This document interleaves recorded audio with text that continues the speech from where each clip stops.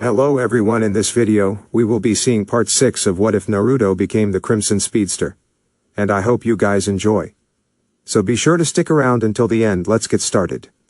After the discovery of Linda's meta-human ability to produce light, she went to Star Labs regularly so the team could help her with her powers. She could produce pure light from her hands, absorb light for energy and to heal, and she could create light force waves from her hands.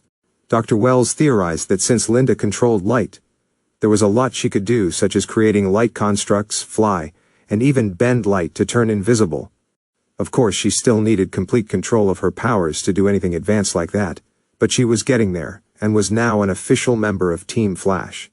There was also a lot of progress with the arc reactor, and it was now 70% finished. Barry had helped a lot, and between him and Naruto's super speed, the construction was coming along a lot faster. Naruto was able to speed up the process by figuring out better energy calculations and design shortcuts to speed up the process, and now, the entire math and physics of the arc reactor made complete sense to him, whereas a few months ago, he only understood half of it. It was like his mind was getting sharper and sharper with use. Currently, the team was in the Cortex at night, as Flash and Impulse were on their way to stop the Royal Flush gang from getting away with stolen diamonds. The police were after them as Flash and Impulse left Star Labs and were on the way to stop the gang from getting away on bikes. "Guys, hurry up, they're gonna get away," Caitlin said as she, Linda, and Cisco were at the computers, watching the gang's predicted pathway through the city. "There's an intersection coming up. This should slow them down," Cisco said as he pressed a button and the traffic lights at the intersection turned red, which caused a traffic jam. But the only thing it did was separate King, Queen, and Ace as they kept moving. Flash and Impulse stopped at the intersection. "Guys, where'd they go?" Flash asked. "Right, left, right," Cisco and Caitlin said, picking a different direction and confusing Flash and Impulse. "Okay, stop, you guys aren't helping," Impulse said. "Boys, listen carefully. Barry, head north and turn King back towards Adams Avenue with a detour. Naruto, Queen is heading towards the bridge," Dr. Wells said as the two split up. "I see her," Impulse said as he saw Queen up ahead. "Make her go west before Fremont," Dr. Wells said as Impulse quickly made a barricade, causing Queen to go take the street to the left. "Done," Impulse replied as Dr. Wells's plan had the Royal Flush gang met back up at an intersection. Impulse sped by and grabbed the keys from their motorcycles. "Got the keys!" "Checkmate," Dr. Wells said as the police arrived and the Royal Flush gang surrendered. Naruto and Barry appeared back at Star Labs, a sense of pride that another group of criminals was taken care of. "Give me some," Cisco shouted as he high-fived both of them. "Efficiently done, gentlemen." Dr. Wells applauded them. "We need a picture," Cisco said as he took out his phone while everyone looked at him like he was crazy. "Dude, I'm pretty sure superhero rule number 1 is not taking photos of yourself in your suit," Naruto told him. "Oh, come on, please. This is just for us to document all this," Cisco pleaded. "Who knows? Maybe people in the future will want to know how all this happened," Wells said. "All right, but if you want the future to have the whole story, then we all need to be in it," Barry said as Cisco smiled. "First, let me put on some makeup," Caitlin said. "The future does not care about your makeup," Cisco told her. "Besides, you don't need it," Naruto said as they all moved over to Dr. Wells. He was in the middle with Cisco to his left and Caitlin to his right. Naruto was behind him as Linda was on his side, his arm wrapped around her. "All right, big smiles. 3, 2, 1. Barry said as he super sped back to the group next to Naruto, as the camera took the picture and then back to grab the phone. "Ha! Does that count as a selfie?" Caitlin asked. "Absolutely," Barry replied as he handed Cisco back his phone, who was thrilled about the picture. Barry walked over to Dr. Wells as Naruto took off his suit. "Nicely done out there, Speedy," Linda said to Naruto, causing him to groan. "I told you before that the nickname is not sticking," Naruto said as Linda chuckled. "Give it some time, it'll stick. But nicely done out there," Linda said. "Yeah, regular robbers should really rethink trying to pull off crimes in Central City," Naruto said as she smiled. "But how are you doing?" "I'm fine. I'm starting to get into the rhythm you guys have here," Linda said. "It takes some getting used to. I was a newcomer here months ago and it took some time getting used to how the team worked without me. To be honest, sometimes I still feel like I'm treated like a sidekick," Naruto said. "Oh, but a cute sidekick," Linda joked as she kissed him. "If we're done for the night, I've still got a piece for my editor that I need to finish." "Okay, how about lunch tomorrow?" Naruto asked. "Sounds perfect," Linda said as they shared a kiss. "Good night." "Night," Naruto replied, as she left and the others left. Well done, Naruto, you were excellent tonight, Dr. Wells told him, and just so you know you're not a sidekick. Thanks, Dr. Wells, Naruto said as he put his suit on the mannequin. I was actually hoping to go over a few things with you. I've had some ideas that I'd like to get your input on. Of course, perhaps we can move this to my humble abode rather than reside here in Star Labs. I could use a good drink, Dr. Wells said as Naruto nodded, and he super sped Dr. Wells to his house. They walked in the front door as Naruto pressed a light switch and Dr. Wells pressed a button on his phone and Nessun Dorma began to play. Ah. All these years and I was hoping that it would improve your taste in music, Naruto said as they moved to the kitchen.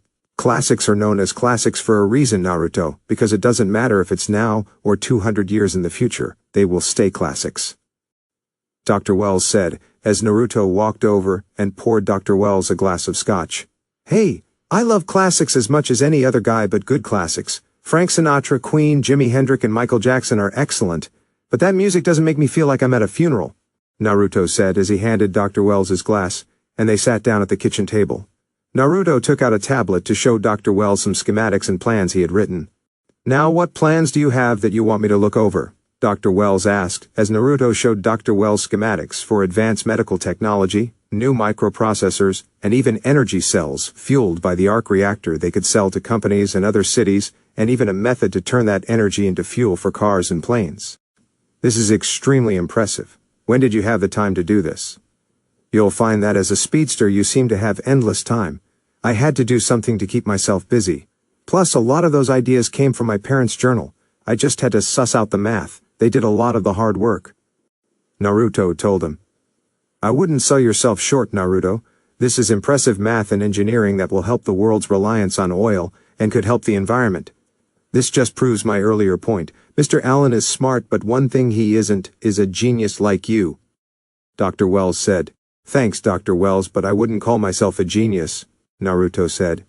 I don't know, ever since the particle accelerator went off and I've been impulse. It's like my brain keeps getting better. I mean, I was smart before, but now I'm working out math to problems I didn't think I could ever solve. Naruto got up to get a glass of water, as Dr. Wells looked at the designs and at Naruto. These designs and the math were at the level of a super genius. Dr. Wells could tell that Naruto had the potential to pass Cisco in terms of intelligence, and it was only Cisco's experience and time with engineering that put him above Naruto at the moment. Dr. Wells figured that if Naruto kept going at this pace, he would surpass Cisco. Maybe. Even himself, which was an intriguing thought. Brains do better with age, and it could be a side effect of your enhanced speed and cellular makeup. The designs for the armaments you made, the Arrow and his cohorts, prove that. That sonic scream device was a work of genius. Cisco-level genius. Dr. Wells said. Thanks, Dr. Wells. So what do you think? I mean, if we finish up the design, Star Labs will be back up on the top spot as one of the leading pillars of science. Not to mention it would give the team and Star Labs good revenue, Naruto said. My trust is more than enough for that, but I do see your point, Dr. Wells said as the phone went off. Dr. Wells picked up his phone and saw it was a blocked number. Harrison Wells. The sound system short-circuited and the music stopped, which was a bad sign. Hello? Dr. Wells said into the phone. We both know what you did, a voice said as the line dropped. Here's my happy thinking, but maybe it's a wrong number, Naruto said as Dr. Wells moved over to the safe he kept in the living room. He dialed the right code and opened the safe to reveal a pistol. Still hate that you have that. Not all of us have powers, Dr. Wells said as he cocked the gun. He and Naruto moved through the house until they stopped near the open-air living room with the side and ceiling made of glass windows. It's time to pay the piper, the voice shouted through the speakers of the house as they heard the high-pitched whine of a sonic device. The glass started to shatter and fall down as Naruto grabbed Dr. Wells and moved him back to the kitchen. Another high-pitched whine went off, causing all the glass on the front side of the house to explode as Naruto covered Dr. Wells from flying glass. It stopped as Naruto and Dr. Wells saw the destruction of whoever did this. Okay, so it wasn't a wrong number, Naruto said as Dr. Wells looked at him. They called the police as Joe and Barry arrived early the next morning to see a lot of broken glass and destroyed furniture. The front doors opened and they saw Dr. Wells waiting for them. Come in, he said as they did and followed him. Look, Joe, I apologize for all of this. Naruto shouldn't have called the police. It really feels like case of a whole lot for a little. I got a prank call before all this happened. This feels like more than just a prank, Doctor, Joe said as they saw the destroyed living room and glass everywhere and Naruto collecting some evidence. Well, there are those who feel I did not suffer enough for the particle accelerator explosion last year, and some of them act on it. Dr. Wells told them as Caitlin and Cisco arrived. Dr. Wells, are you okay? Caitlin asked. Dr. Snow, I'm fine. A little chilly, otherwise I'm fine. Hello, Cisco. Make yourselves home as best you can. I'm going to make a hotel reservation, Dr. Wells said as he left. Whoa, this place is so sick, Cisco said. Yeah, hey, what took you guys so long? Barry asked. We got lost, Cisco replied. We've never been here before, Caitlin told him. Really, never? Barry asked. Dr. Wells tends to keep his private life private, Caitlin told him. What about Naruto? Barry asked as they looked at Naruto checking out the sound system. I came with him last night when all this happened, and I've been here a few times. I grew up with Dr. Wells, remember? Naruto asked as he took the circuit board out and bagged it. Naruto bagged the evidence and overheard Eddie and Joe talking about Wells and how he said he was in the middle of the room and has no scratch on him. Joe, Naruto called him as Joe walked over. Hey, I overheard you and Eddie and Dr. Wells didn't tell you, but I was here last night as well. So you saw what happened? Joe asked as Naruto nodded. And it definitely wasn't a regular vandal attack, but we couldn't exactly say that to Eddie and the patrol officers, Naruto said as Joe nodded. You think this is a meta-human? Joe asked. I don't think a meta did this, but something is off. And I was with Dr. Wells in the center of the room, and super sped him away when the glass broke. That's why he doesn't have a scratch on him, Naruto said as Joe nodded. But I bagged the evidence we need. We should head to Star Labs. They arrived at Star Labs, where Dr. Wells had told everyone he knew was behind the attack, Hartley Rathaway. Team Flash was in the Cortex as Dr. Wells told Joe, Barry, and Linda about him. Hartley Rathaway possesses one of the finest scientific minds I've ever encountered, Dr. Wells said. Any ties to Rathaway Industries? Joe asked. His grandfather founded the company, his father expanded it, and Hartley here was set to inherit the throne, Dr. Wells told them. What happened? Barry asked.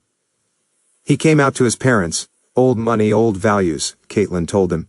They were estranged when we met, but brilliant.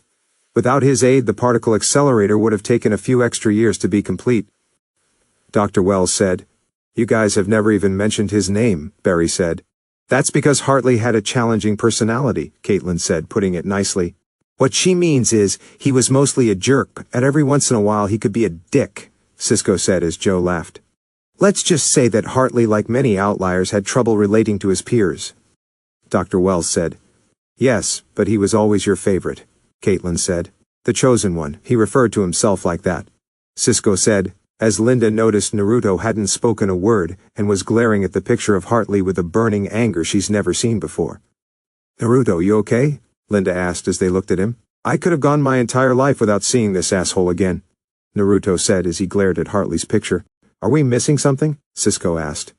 Hartley had trouble relating to his peers, but Naruto's relationship with Hartley was never on amicable terms. They had a very tense history. Dr. Wells said. What he means is that Hartley was an arrogant, all-knowing, condescending jackass, Naruto said as they were shocked that the usual composed and relatively level-headed Naruto was so angry. Hartley always looked at me like I never belonged, and at every opportunity he did his best to try and prove himself right. Which he failed. Naruto has a tremendous scientific mind, even at an early age, and Hartley underestimated him, but that didn't stop him from speaking his mind and saying some rather uncolorful words about Naruto and his parents. Dr. Wells said, Do we even want to know? Barry asked. That my very existence in Star Labs was a proven sign that nepotism rules out over anything, especially when it comes to brain-dead spiky-haired animal with an affinity for orange. Naruto said, remembering one of Hartley's biggest insults to him. Hartley told me that when I started college. That earned him a black eye and several bruised ribs. Damn, Joe replied. And it only got worse when Naruto interned at Star Labs one summer under his parents. He called him, Dr. Wells said, not wanting to repeat the words. Haired waste of cells trying to prove himself to two washed-up scientists who would have more luck discovering the scientific value of pi over building a particle accelerator, Naruto said as they were shocked. That earned him a broken jaw and leg. Naruto, Caitlin said. I know, it wasn't my proudest moment, but he deserved it. Naruto replied. After that, I kept Hartley on a strictly limited interaction with the rest of my staff and Naruto's parents. That was one of the compounding factors that led to his termination a year ago, along with the disagreement we had. Dr. Wells said. About what? Joe asked. Who cares? Naruto replied before Dr. Wells could answer. Hartley may have had crap parents and a hard life, but that doesn't excuse his actions anymore. We're finding him and throwing his ass in the pipeline where he belongs. Naruto left the cortex to blow off some steam as everyone was tense. Wow, I didn't think I've ever seen Naruto that angry, Joe said. Me neither. Even in a fight or against those muggers he wasn't like this, Linda said. One thing you've never seen of Naruto is that he has a temper. It was relevant when he was a child, but his parents helped him control it. He learned to control his temper and can use it in a more productive way, as you may have noticed when he goes out to protect the city. But this kind of rage in Naruto is a ticking time bomb. Let's just hope it doesn't get worse, Dr. Wells told them. Line break XX. Barry and Joe went to the CCPD to go over the evidence and track down any lead they could on Hartley Rathaway, while the others in Star Labs tried to figure out how Hartley caused all the damage and hijacked Dr. Wells's sound system. No one had seen Naruto since he stormed out of the cortex in anger, and Dr. Wells told them that it'd be best to let Naruto cool off for a bit before they talked to him. Naruto was in one of the spare rooms by the arc reactor that he had set up as a training room after Oliver had trained him. It's how Naruto became a much better fighter, and how he did so well when he helped Dig, Felicity, Roy, and Laurel with Brick and his gang. He was in a tank top and jeans, sparring against a training dummy to let out all his anger and rage. He punched the arms, torso, and head of the dummy with speed and grace that showed Naruto knew what he was doing. Naruto increased the speed of his punches as the dummy began to tremble when Naruto pulled his right fist back and punched straight through the dummy. Damn it, Naruto said as he took off his fighting gloves and grabbed a drink of water to try and calm down. I'd ask how you're doing, but I think I know the answer to that already, Naruto heard as he turned and saw Linda at the doorway. Sorry, I felt that it was best not to be around anyone for a while until I worked this out, Naruto said as he wiped his face with a towel. And have you? Linda asked as Naruto sighed and shook his hair. No, Naruto said as he sat down and Linda walked over next to him. To be honest, I never thought I would behave like this again. I'll admit I never thought I'd see you that angry, but it's nothing to be ashamed of, Linda said. It's not that I'm ashamed of it, Naruto said as she looked at him. Okay, a little of that, but I thought that this was behind me. What do you mean? Linda asked as she sat down next to him. When I was a kid, I had a problem with my temper. It wasn't that I went out of my way to pick fights, but when kids made fun of me or picked on others, I acted, and it got me in a lot of trouble, Naruto said as Linda chuckled. Who knew the charming and level-headed Naruto was such a hot head? Linda said as Naruto managed to crack a chuckle. My parents helped me with my temper, and I got better. That's also when I began my pranking phase as a way to substitute fighting. But it's always been there, lurking in the back of my head, and it has crept up over the years like with Hartley. And how I'm reacting now just proves how right he was. I haven't changed, and I'm no better than the Neanderthal he thinks I am, Naruto said as he stood up and ran his hands through his hair and exhaled. I've always been afraid of my anger, and I honestly feel like I'm a different person when my rage takes over. And I think you're wrong, Linda said as she got up and held his hands. Because the guy I fell in love with over these past months isn't a monster or an angry Neanderthal. He's one of the most kind, caring, and smartest guys I know. Someone who can't be the monster you're afraid of turning into, because a kind, caring, and selfless hero who goes out and protects the city with risk to his life can't be that monster. I hope you're right. I don't ever want to hurt you or the others, Naruto said as Linda cupped his face. And you won't. You have a part to your past where you felt ashamed or made a mistake. Everyone does, including me. This is something that you didn't know before, but I guess what better time to tell you than now, but I'm bisexual, Linda said as that shock managed to pull Naruto out of his funk. Excuse me? Naruto asked as he looked at her. Yeah, I'm bisexual. I came to the realization before I started college, Linda said as Naruto was still shocked. And it's something that's never come up before in our conversation, so that's why I didn't say anything. Okay, wow. I wasn't expecting that kind of revelation, but thank you for sharing that, Naruto said as he looked at her. So, you went through a sexy phase in college.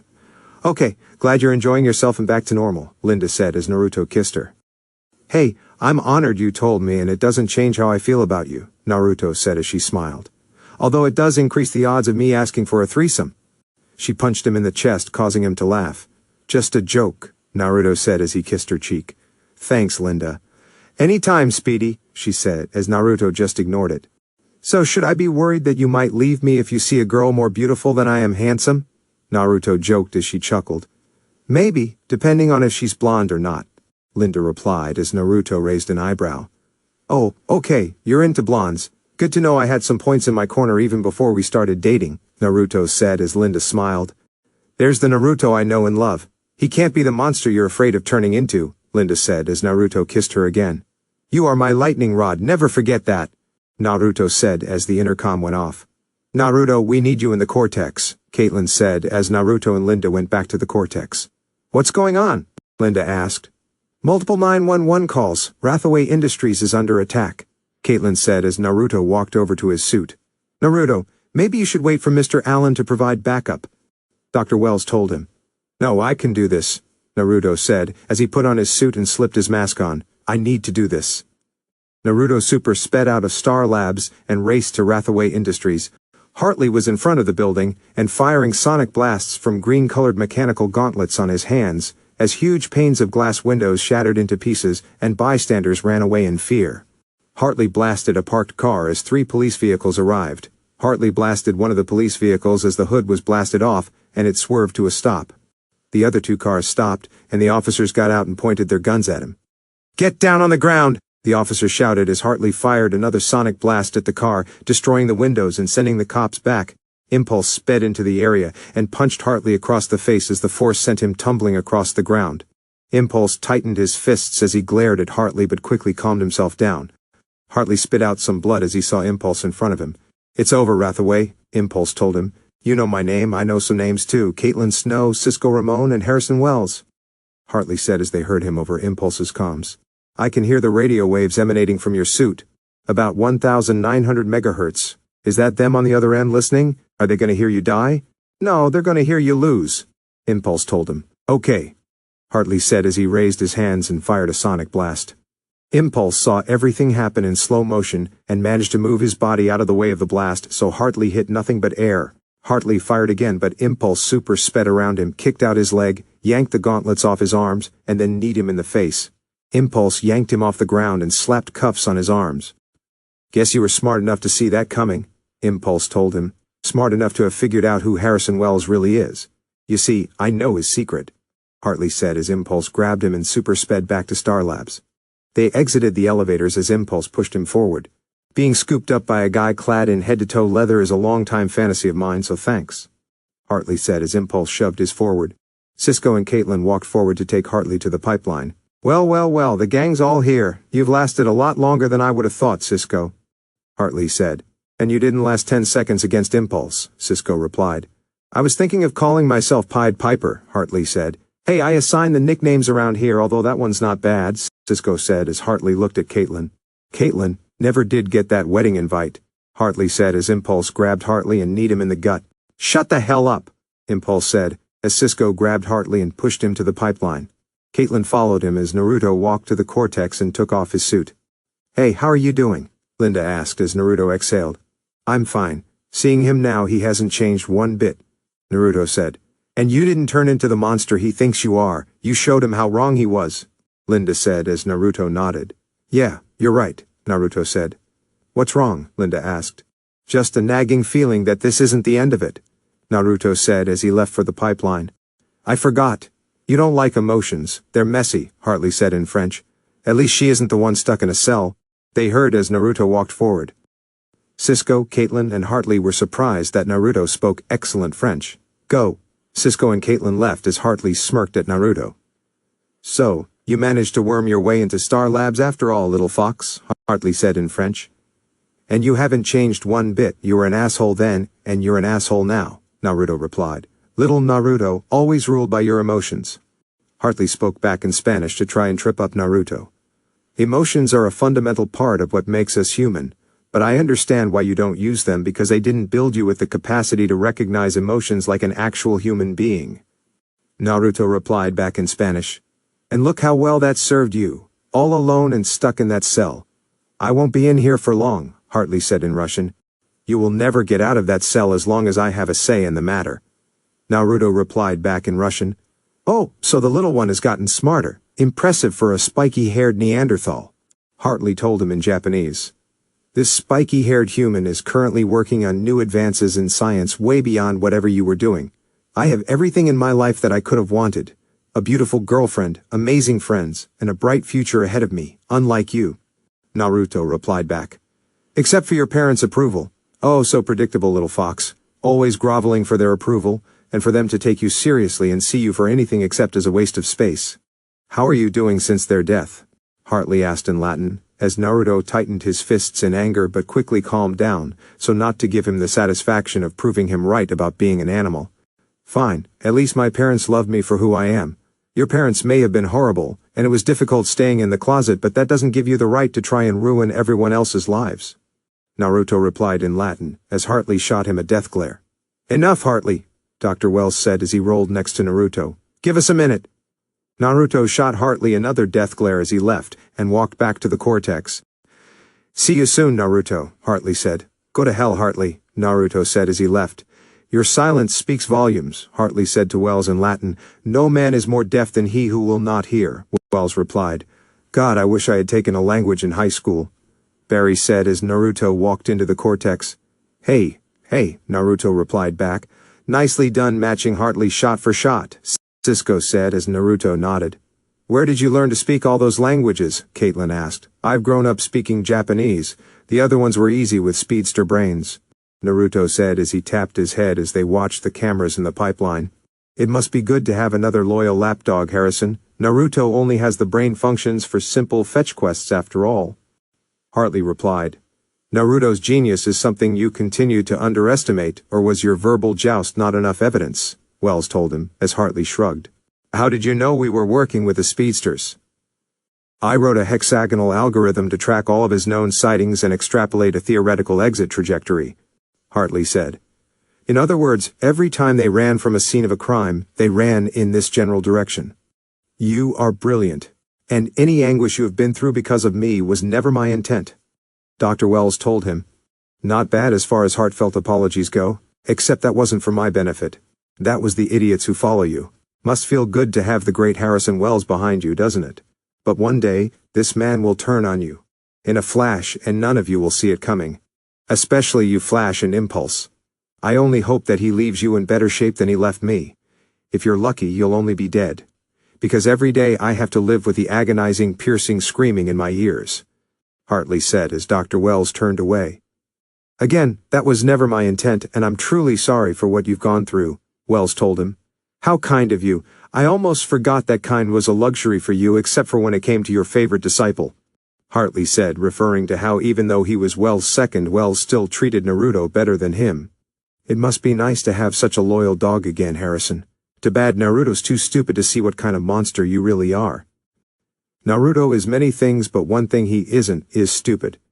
That boy has tremendous potential. Potential I saw in him at an early age, and potential you were jealous of ever since you laid eyes on him because you knew he would be smarter than you, Wells replied. He didn't deserve any of it. I've worked my entire life for science, put countless hours into my studies to earn every single opportunity given to me, and it's just handed to him on a silver platter. That kind of genius shouldn't exist in a waste of human cells and organs, Hartley said as everyone saw the jealousy he had towards Naruto, which surprised Naruto himself. Genius and the advancement of science doesn't discriminate, that's one thing you never could grasp, Wells said as he turned to leave. I almost forgot. I told one of your pets I know your deep, dark secret, Harrison. Have fun letting him on that one, Hartley said as Wells left for the cortex. The others waited in silence, thinking what secret Hartley was talking about as Dr. Wells entered. I assume you were all listening. Well, Hartley was telling the truth. I have not been honest with you. Any of you. As he took a breath. The accelerator. Hartley warned me that there was indeed a chance that the accelerator could explode. His data did not show there was a 100% certainty, just that there was a risk, but it was a real risk, and yet I made the decision that the reward, that everything we could learn and everything we could achieve, that all of that simply outweighed that risk. I'm sorry. There was a moment of silence as everyone absorbed the information. Caitlin then stood up and walked forward. The next time you choose to put our lives and the lives of the people we love at risk, I'll expect a heads up, Caitlin said as she and Cisco left. I'll see you later, Linda said as Naruto nodded and left. After the accelerator explosion, Cisco and Caitlin stood by you after everyone left. They need more than an apology, Naruto told him. They might soon get more than that, what with Hartley so intent on sending me to the next world, Wells told him. That's not what they want, Dr. Wells. You broke their trust, Naruto said as he pinched the bridge of his nose. Look, I'll always be by your side no matter what, but if you want to repair your relationship with them, you need to do more than just apologize.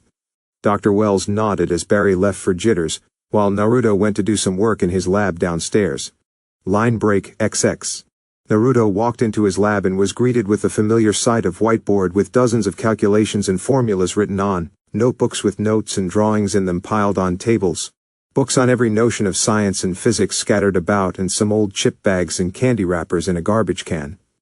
Naruto got on the computers to work out the designs for some of his latest projects, like new body armor that would be 100 years ahead of Kevlar, along with new tactical gear and state-of-the-art suppression and non-lethal firearms for law enforcement.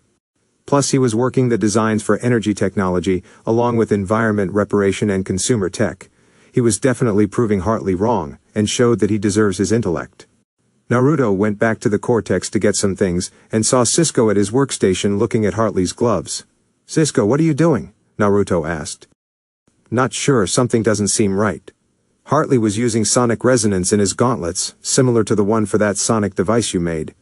"But you know what's weird, he had it set to the lowest decibel rating," Cisco said, as Naruto raised an eyebrow. "If he wanted to, he could have destroyed his father's building in one blast, but he didn't. He could have done it and left, but he stayed behind." "Because that was part of his plan," Naruto said as he ran to the cameras and brought up the video of Hartley's cell, and it was blown open. "Dr. Wells, we have a pipeline breach," Naruto shouted into the comm system, as Cisco hit the alarm. Naruto and Cisco ran for the pipeline, and were about to open it when it was blown open by some kind of explosion that sent Naruto and Cisco flying back. Naruto hit the wall as Cisco dropped to the floor, both unconscious from the force of the explosion. Naruto woke up with his head pulsing and his ears ringing. He felt like he was thrown through a wall as his whole body hurt. He leaned up and saw he was lying down in the hallway with debris all around him. He got onto his feet, staggering a bit as he saw Cisco lying on the ground, injured. "Cisco!" Naruto shouted as he ran over and found a pulse. Naruto picked him up and took him to the Cortex, and saw Barry, Caitlin, and Dr. Wells. Naruto put Cisco on a gurney as Caitlin checked him over.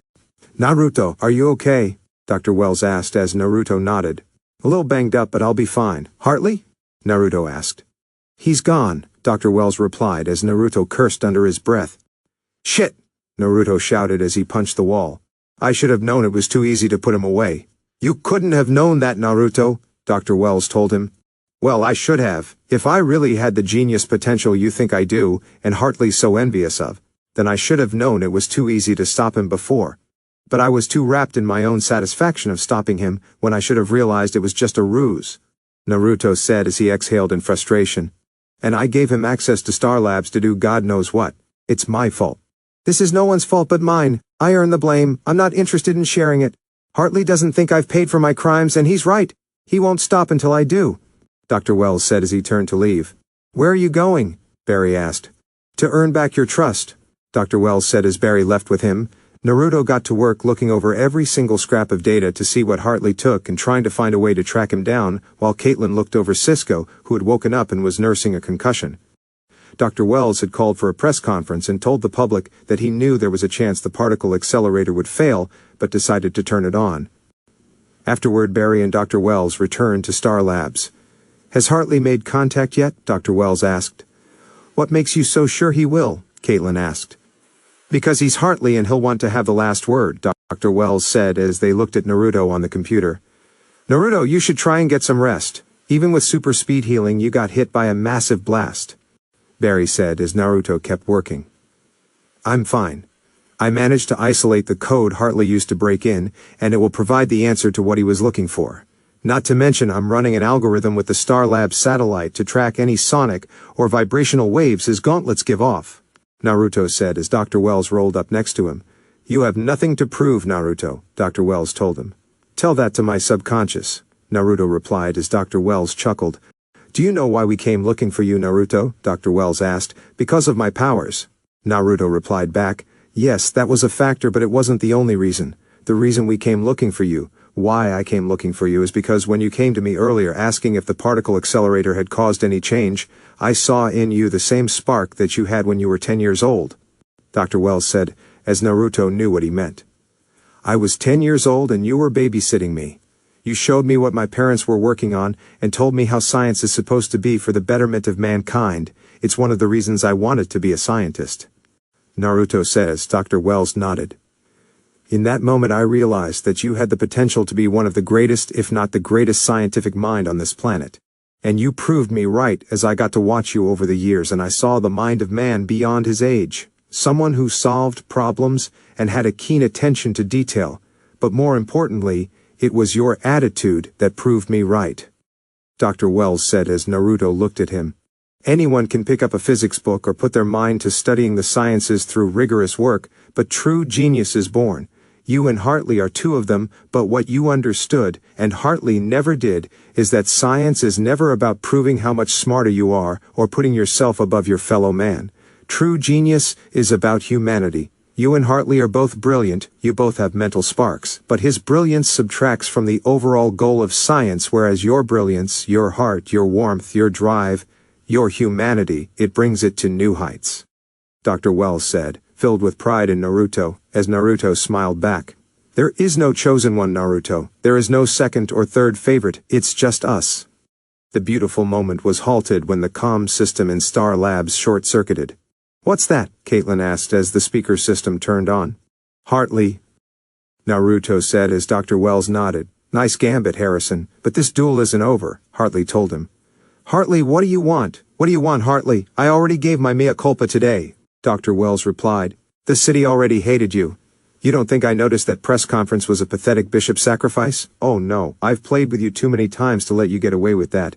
This is between you, me, and Impulse. Or would you prefer me to use your real name, Naruto? Hartley said as everyone was shocked he knew Naruto was Impulse. You don't want to do this with me again, Hartley, Naruto told him. Actually, I really do. Time to prove I was right all along.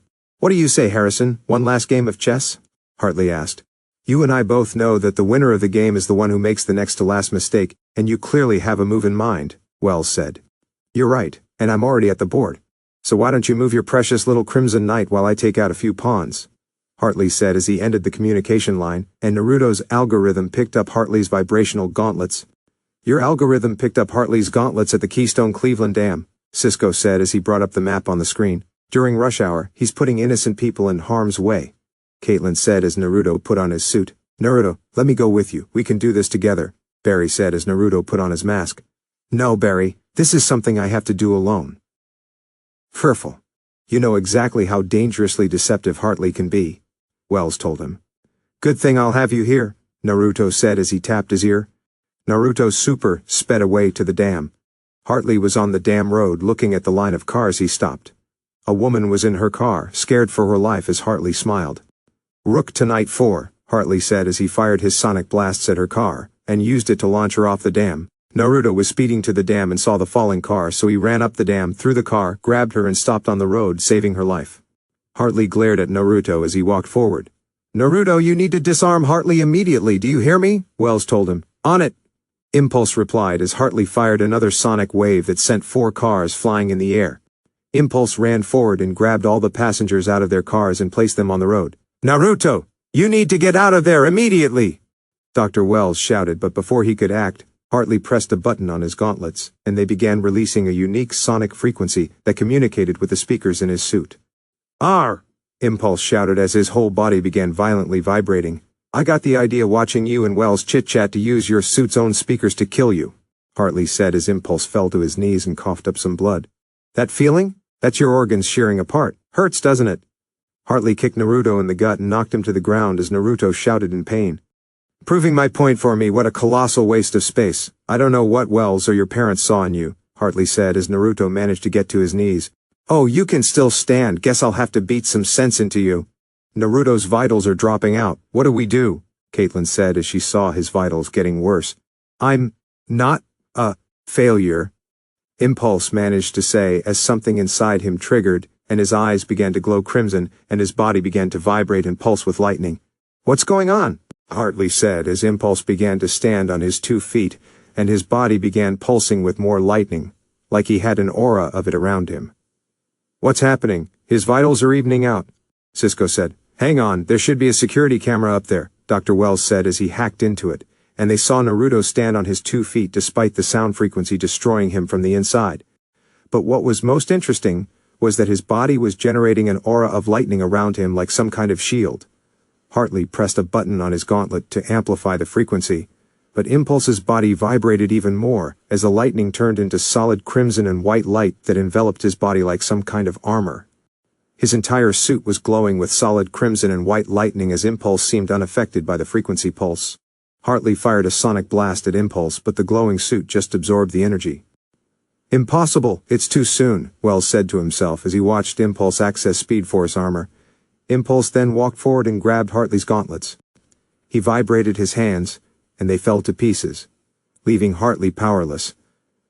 Impulse then raised his hands to Hartley's head, and vibrated them to create his own sonic pulse that destroyed Hartley's cochlear implants, and left him under the pain and torment of the horrendous damage from the injury he suffered. "Ah!" Hartley shouted, as he dropped to the ground and held his head in pain. With no cochlear implants, it felt like someone was shoving a spiked toothbrush through one ear and out the other. Impulse then kicked him in the face and knocked him out as the lightning aura disappeared and he was back to normal. Naruto dropped to his knees in exhaustion as he felt he just ran around the planet twice with an anchor tied to his back. He coughed up some blood as he wiped his mouth and saw Hartley was unconscious, and the civilians were okay. Naruto, can you hear me? Are you okay?" Dr. Wells asked as Naruto took a deep breath. "Sort of," Naruto said as he wiped his mouth. He managed to stand to his feet and looked at Hartley. "Checkmate." Naruto arrived back at Star Labs with an unconscious Hartley. They locked him in another cell and gave him non-explosive cochlear implants. Naruto sat on a gurney as Caitlin looked him over, and other than the exhaustion, he was fine. "It just doesn't make any sense. That sonic pulse was tuned to your body's exact frequency. It should have been impossible for you to move," Caitlin told him.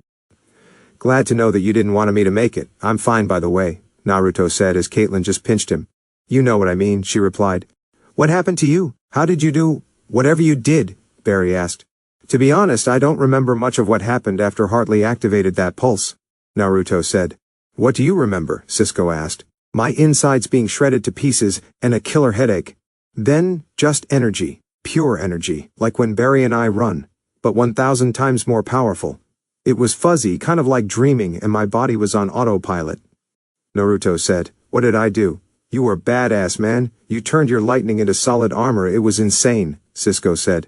"But how?" Naruto asked. "There's still a lot more of your powers that we don't know about, Naruto. Perhaps this ability is what differentiates you from Mr. Allen, or it could be another factor. But we'll run some more tests to figure out what happened," Dr. Wells said as Naruto nodded. "For now, you should get some rest." "Rest sounds good," Naruto said as he laid down on the gurney in the medbay. "And thank you, Dr. Wells, for not losing faith in me. I should be the one thanking you, and I hope to pay back that kindness and restore all your faith in me," Dr. Wells said as they smiled. "That day was today," Barry said as he shook Dr. Wells' hand and handed him the picture they took yesterday, causing Dr. Wells to smile. "Barry, think you can keep the city safe without me?" Naruto joked as Barry chuckled. "Don't worry, Impulse, I got it," Barry replied as he, Caitlin, Cisco, and Dr. Wells left to let Naruto rest up. Hartley woke up in a cell in the pipeline and cursed under his breath that he lost and miscalculated. He turned and saw Cisco standing by the doorway. "Your evil hearing aids won't help you escape this time. Naruto reduced them to pieces and the ones we gave you won't be of any use, so I'd get comfortable," Cisco said. "You must be enjoying this, Cisco," Hartley said to him. "Oh, I am, but I'm more enjoying the fact that Naruto was the one who beat you. Despite everything you've said about him, he proved he was better," Cisco said as he turned to leave. "I can't imagine how you must feel when you'll have to go behind his back and let me out of here," Hartley said. Maybe I'm going deaf because I could have sworn that you said I'm gonna let you out," Cisco said. "And very soon, too," Hartley replied. "And why would I ever do that?" Cisco asked. "Because I know the truth about what happened to Ronnie Raymond, and I know how to save him," Hartley said as Cisco looked at him. "And I think you're full of it, Hartley. Always have been and always will be," Cisco said as he turned to leave. "And he's not the only one of your little team that you'll want to help. Getting Caitlin her fiancé back is important."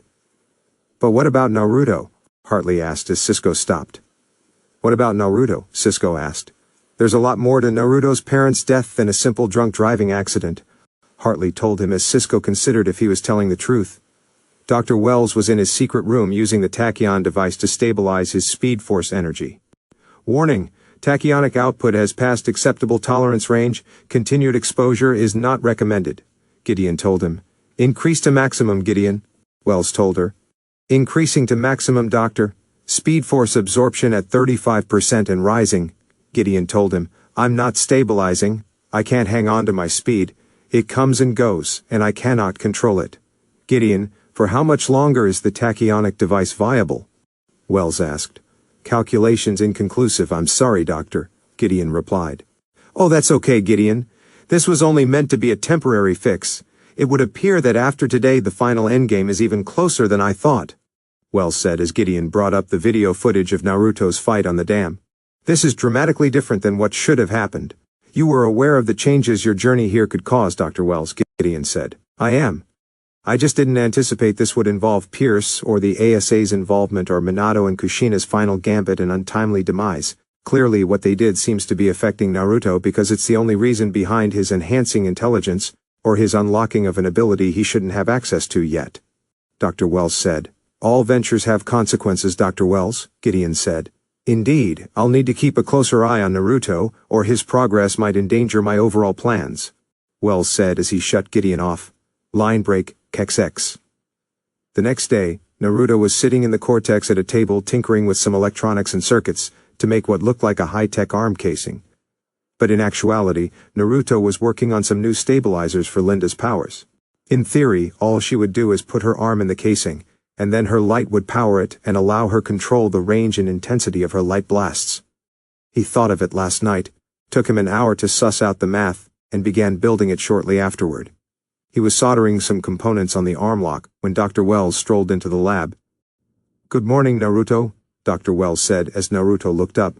Morning, Naruto said as he blew off the smoke of the soldering iron and got back to work. I see you didn't take Dr. Snow's advice to stay in bed, Dr. Wells said. I did, got 8 hours of sleep, rested and ready, so I decided to do a little something, Naruto said as he took another component and began soldering it into place. And that is? Dr. Wells asked. Something for Linda, a device that would allow her to adjust the intensity of her light blasts. A sort of light gauntlet, if you will, Naruto said as Dr. Wells picked up the scraps of paper that held his calculations. The math was right, of course, but it was complex calculations and designs that were beyond the best minds at MIT. This was Cisco-level quality of engineering. Impressive. Your designs and calculations continue to improve, Dr. Wells told him. Well, I learned from the best, Naruto said as he finished the last piece. Done, now let's test it. Naruto took the power lines and attached it to a large battery as the device began to power up, and the circular palm base where the light blast would come out began to glow. You sure you know what you're doing? Dr. Wells asked. Pretty sure. What's the worst that can happen? Naruto asked as he pressed the fire button, and a concussive beam fired from the gauntlet that blasted a hole in the wall and knocked Naruto onto the floor. Dr. Wells covered his eyes from the blast of wind and papers that scattered all over the place as he saw the hole Naruto's gauntlet made. Naruto, are you okay? Dr. Wells asked as Naruto raised his arm and did a thumb up. I didn't expect that, Naruto said as he collapsed on the floor in pain. Soon enough the rest of Team Flash arrived at the cortex and saw the large hole that was made. Barry was fixing the hole while Cisco was looking over the gauntlet that Naruto made. Caitlin went to retrieve Naruto's tests, and Linda was looking over Naruto. I thought Caitlin told you to take it easy, Linda said. That was me taking it easy, Naruto said as Linda hit him on the head. Ow, I'm serious, okay? You were nearly killed and instead of resting, you were tinkering with some stupid gauntlet, Linda told him as Naruto heard how concerned she was. So he grabbed her hand as she looked at him. Hey, I'm fine, I'm here in one piece. Just a slight stinging in my head from your slap. Naruto joked as Linda sighed. Hey, I'm okay, believe me, I was just here overnight to make sure everything was fine, and it is, don't worry. Okay, you're off the hook for now, Linda said as she kissed him. Yeah, not really, Barry said as they looked at him fixing the hole. This is not fun. Sorry about that, Naruto said as Cisco walked over carrying the gauntlet Naruto made. Normally I'd be pissed too, but I'm too busy looking over this piece of beauty, I mean, the circuitry and design of this thing. You're gonna put me out of a job, Cisco said as he held up the gauntlet. Nah, I'd never do that to you, Cisco. I'd miss your quippy one-liners and references, Naruto said. Besides, it's just something that I had rattling in my head. It's nothing serious. Yeah, hole in the wall? Kinda serious, Barry said as he finished fixing the wall. What does it do besides blast holes in walls? Well, from what I could tell after looking at this beauty, once powered up it would take Linda's light beams and allow her to adjust the intensity and range of her light blasts. But instead, it powered up the gauntlet and fired high-mass negatively charged muons as a concussive energy blast. But the intensity was configured so it turned the blast partially into plasma. It's why the blast went through the wall, Cisco said. That was for me? Linda asked. Yeah, for your powers. Think I might have to make a few adjustments first, Naruto said. How on earth did you make something like this? Cisco asked. It kinda came naturally. The math wasn't that hard, and after sketching out some designs the building came easy, Naruto said as he saw Cisco was deep in thought. Why? It's just that this kind of circuitry, math, and design is MIT-level engineering. Heck, beyond MIT-level engineering, Cisco said. Oh, it's good to know that I'm now on Cisco par-level engineering, Naruto said. Guess all the studying at college paid off, Barry said. It might be something more than that, they heard Caitlin said as she walked in with a tablet holding Naruto's medical scans. What do you mean? Linda asked as Caitlin pressed a few buttons on her tablet and connected it to the main screens in the cortex. These are the medical exams I've conducted since Naruto's been with us back in October, everything from cellular makeup to brain scans. After your fight with Hartley, I did a full body scan to make sure nothing was wrong, and I found something odd, Caitlin said as she brought up a scan of Naruto's brain, and odd was an understatement. The entire cerebrum was lit up with activity, even more so than a typical speedster brain like Barry's. It also looked like the cerebrum gray matter had increased a substantial amount, and there was a small flare-up in the left hemisphere of his brain like with an injury. What the hell? Naruto asked as he looked at the scans of his brain, and everyone was confused. Dr. Wells figured that it was only a matter of time before Naruto learned about his unique mental ability, and it would now open the proverbial Pandora's box about how this happened, and what it had to do with his parents. How the hell did that happen? Barry asked. For those that didn't major in science or biology in college, can someone explain what's going on? Linda asked. Naruto's brain took some steroids, Cisco put it bluntly. Caitlin, how did that happen? Naruto asked. I'm not sure. The flare-up in the left hemisphere is from your extensive fight last night, and the scans I ran this morning shows it healed, but the rest stayed the same, Caitlin said as she showed them the scans Caitlin took just moments ago. The reason you're able to build that gauntlet and you can understand and do math and science on Dr. Wells' level is because your brain has gotten smarter. And I'm guessing that's not a figure of speech? Barry asked. No, but it would appear to be the truth.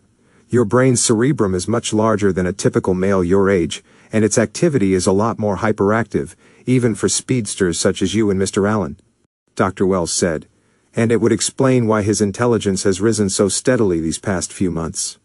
I think that might be the case.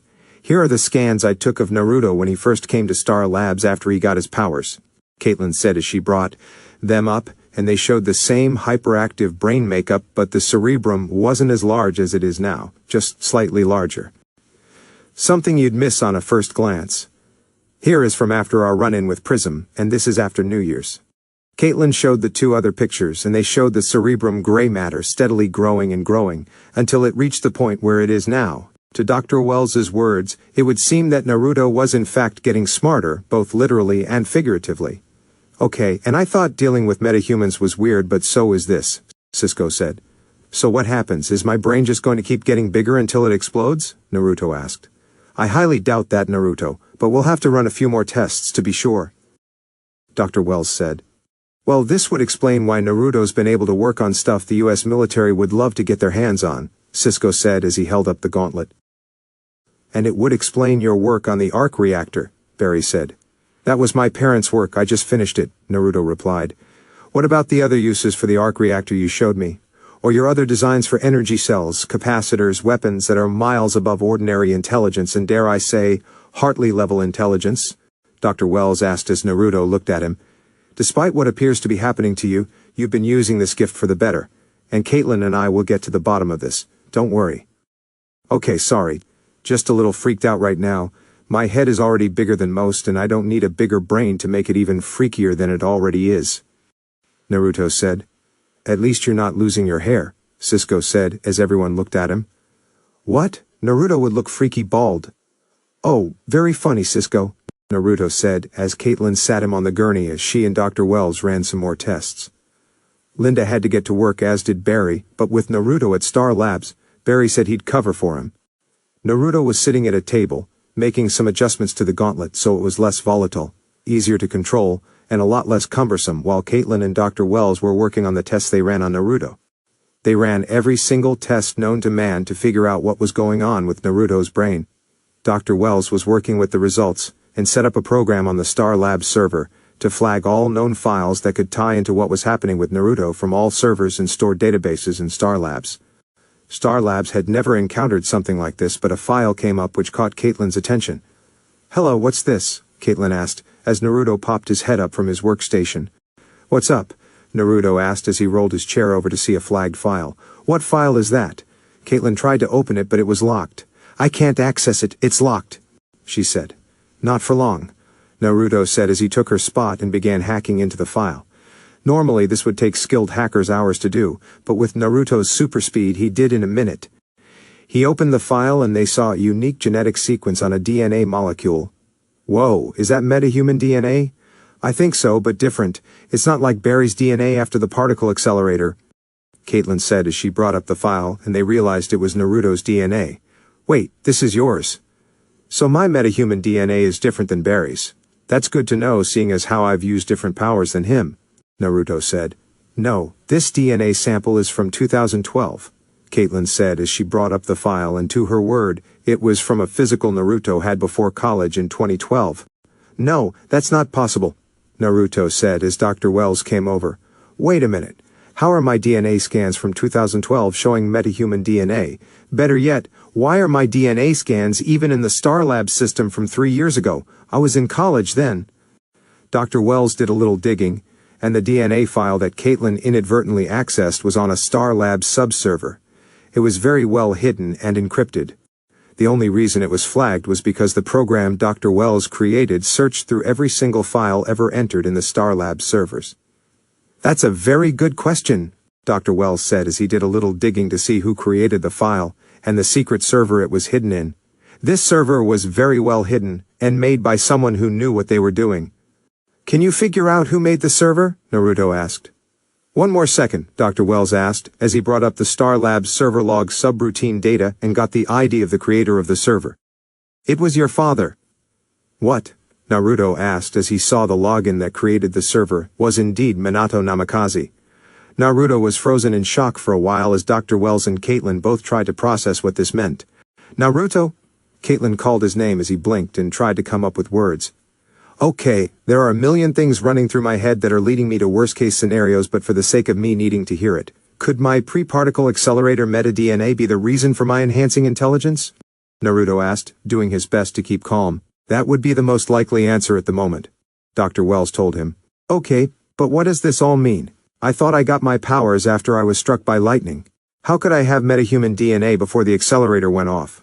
Naruto asked. "Something tells me that whatever your father was working on might have the answers," Dr. Wells said as he tried to access the files on the server, but the encryption was too advanced, even for him. "Unfortunately, whatever your father was doing, he did a very good job and keep it hidden." Naruto gave it a shot, but this kind of encryption was way too complicated and advanced for him to break, so he needed help.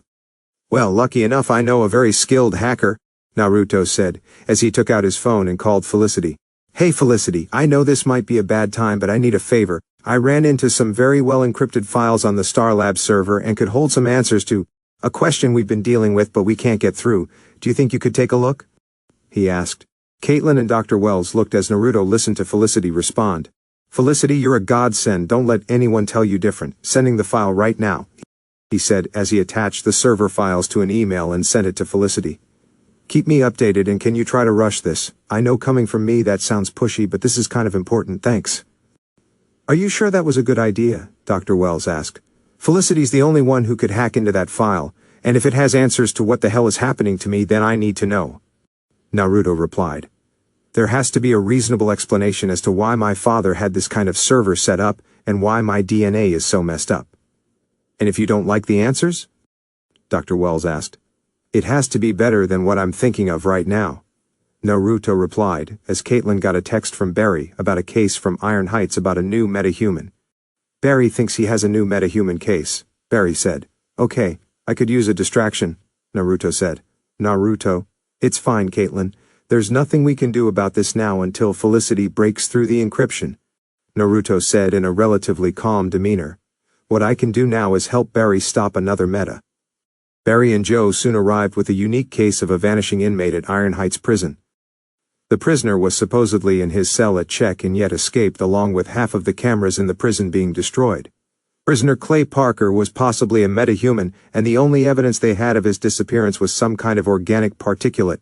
When they put the particulate in the scanner, they were amazed at the speed at which they moved. Not even Barry's and Naruto's cells move this fast, Caitlin said as they looked at the cells. So, Clay Parker is a metahuman? Joe asked. Not so fast. The particulate residue Barry gathered at Iron Heights does contain Clay Parker's DNA, but also DNA of a woman, Dr. Wells said as he looked at the genetic chromosomes. Run her DNA against the CCPD criminal database. See if you get a match, Barry said as Cisco ran it and did get one. Yahtzee. Her name's Shauna Baez. Mostly petty crimes, and this girl likes to party, apparently.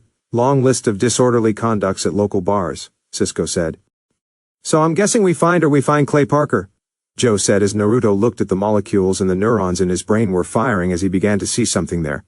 Naruto, what's wrong? Caitlin asked. Joe, do you have the copy of the camera footage from Iron Heights? Naruto asked. Yeah, Joe said as he gave it to Cisco, who uploaded it into the Star Labs database. Okay, run it back to right before the alarm went off. Then bring up any nearby CCTV footage by the prison at the time of the escape, and bring up blueprints as well, Naruto said as Cisco did those things and laid them all out on one giant screen. Naruto, what are you seeing? Dr. Wells asked. Spooky action at a distance, but why the close distance? Naruto said to himself as he began to put together the pieces of the puzzle. Forward the video footage to the time of the malfunction, but run it through a wide multimeter adjustment. That should give us the last second of footage before the camera was damaged. Everyone was shocked, but Cisco did as he ran the video through the multimeter adjustment, and 3 cameras managed to pick up the last second of footage, which was on Shauna Baez smashing them with a long object. How about that? Joe said as he was amazed they got the footage. Cisco, zoom in on her right hand, Naruto said as he did, and they saw what looked like a club but was actually a small telescope. A telescope? Caitlin asked. Not exactly something you bring to a break-in at a prison, Barry said. Cisco, bring up the blueprints but overlay the parts where the cameras were destroyed in Clay Parker's cell, Naruto said as Cisco did, and the cameras were all located within close proximity to one another and to Clay Parker's cell. All the cameras were close together and to Clay Parker's cell, Barry said. Cisco, the CCTV footage bring up anything at that time? Naruto asked. Several cars on the road, Cisco said. Which one was the closest to the prison? Naruto asked as Cisco stopped on the footage down the road of the prison, which showed a silver and purple sports car. That one picked up a car half a mile from the prison road, Cisco said as they looked at the car. Zoom in on the mirror and run an overlay adjustment, Dr. Wells said as Cisco did, and they got a clearer image of Clay Parker and Shauna Baez driving away. Now we know how they got away. I'll have CCPD put a bolo out on that car, Joe said. Naruto, how did you know to do all this? Because I think it explains her meta ability. She's a teleporter, Naruto said. A teleporter, as in beam me up, Scotty? Caitlin asked. Of course, quantum entanglement. The ability to manipulate interconnected particles over an infinite distance, or as Einstein liked to say, spooky action at a distance, Dr. Wells said. Impressive, Naruto. It's also the only reason how Shauna's cells could move that fast, faster than mine or Barry's. Instantaneous teleportation explains how Shauna and Clay got from inside the prison to outside in the car with no one seeing, and she destroyed the cameras to make it harder for the police to figure out what she was doing, Naruto said as the others began to put the pieces together. But if Shauna is the meta, how come Clay was able to teleport with her? Barry asked. Maybe she can teleport whoever she touches, Caitlin said as she did a quick test, and to her word, once another group of cells came into contact with Shauna's, they adopted her properties. Look, once these cells come into contact with hers, they adopt her properties, allowing her to teleport anyone she touches, Barry said. Great, so how do we stop someone who can teleport anywhere she wants? If she could teleport anywhere she wants, she would have just grabbed Clay and left, but she stayed around to take out the cameras, then go to his cell, then teleport into the car, Naruto said as he got an idea when he remembered Linda's fight with Dark Force and how her light blinded him. Cisco, remove the light source from Shauna's cells. Cisco did, and when that happened, her cells were no longer hyperactive and were normal. Whoa, what happened? Joe asked. That's the key. Shauna can teleport, but she needs to see where she's going. It's why she has that telescope in her hands when she destroyed the cameras and why you found the particulate in Parker's cell. His cell has a view outside of the prison, so she teleported them out from there and then to the car. Naruto said as he pointed to a window on the blueprints by the first camera that was destroyed. And the first camera destroyed is closest to a window. It's how she got in, and the other cameras, all within sight of the other. It all fits. Damn, point to Naruto's steroid superbrain, Cisco said. Super what? Joe asked. It's a long and complicated story, Barry said. But Naruto may have solved this one in record time. Shauna must need to see where she's going. That's how we'll stop her. We'll begin working on something for this situation. Dr. Wells said. I'll head to CCPD and track down any of Parker's old contacts, Joe said as he left. Impressive deduction, Naruto. Like I said, you're using your new ability for the better. Dr. Wells told him. Right. Super genius intelligence, deduction, and crime-solving skills are the one benefit to my super-growing brain. Upside, I'm a Japanese Sherlock Holmes. Downside, my head may very well explode, Naruto said sarcastically, as Dr. Wells chuckled. I don't think that will happen. I would never let anything happen to you, Naruto, you know that. Dr. Wells said as Naruto looked at him. We will figure out what your father was doing and how this touches your new increasing intelligence. You have my word. I know, Naruto replied. For now, let's figure out how to blind a teleporter, Dr. Wells said as they went to a workstation as Cisco sat back in his chair. Now that Naruto's all super Sherlock Holmes, how about we call it a day and get some lunch? Cisco asked Caitlin. How about it, Caitlin? Maybe head to Jitters or grab a taco. On me? Maybe later, Caitlin said as Cisco looked at her. You okay? He asked as Caitlin sighed. I was looking for my tablet at your workstation, and I found this, Caitlin said as she held it up to show a digital copy of Project Firestorm on the screen. I can explain. I know you said we should stop looking for Ronnie, so I didn't stop looking for Ronnie, Cisco said. Why? Caitlin asked. Hartley, he said he knew what happened to Ronnie, Cisco told her. Oh, Hartley Rathaway, who is currently locked up in our super jail because he went psycho and tried to kill Naruto with sound waves? Caitlin asked. Yes, he made some poor choices and he's an asshole, but I looked into what he was saying and, Cisco, Ronnie's gone, and it's time for me to move on with my life. Caitlin said, Are you sure about that? Because I'm no expert on love, but to actually move on from Ronnie, you would actually have to move on, Cisco said as Caitlin thought about what he said. But there's something else. What, Cisco? Caitlin asked. Naruto, Cisco said as Caitlin looked at him. Hartley said there's more to their death than a simple car crash, Cisco said. Cisco, Hartley could be saying all this to get you to let him out, which you're thinking of doing. Now, if Hartley does know something, which I highly doubt he does, I don't think Naruto even wants to consider letting him out of the pipeline, Caitlin said as Cisco nodded. But if he does know something, Cisco asked, then we let Naruto know. For now, until he can prove he does, he should stay where he is, Caitlin said as Cisco reluctantly nodded. Line break XX. The group tried to narrow down the last known addresses for Shauna Baez and Clay Parker, but they didn't come up with anything yet. Cisco took off somewhere to track down a lead while Barry and Joe got word from Barry's dad in prison that Clay Parker owed money to a gangster named Marcus Stockheimer. Now that Clay was out of jail, he had to pay his debt before he could leave.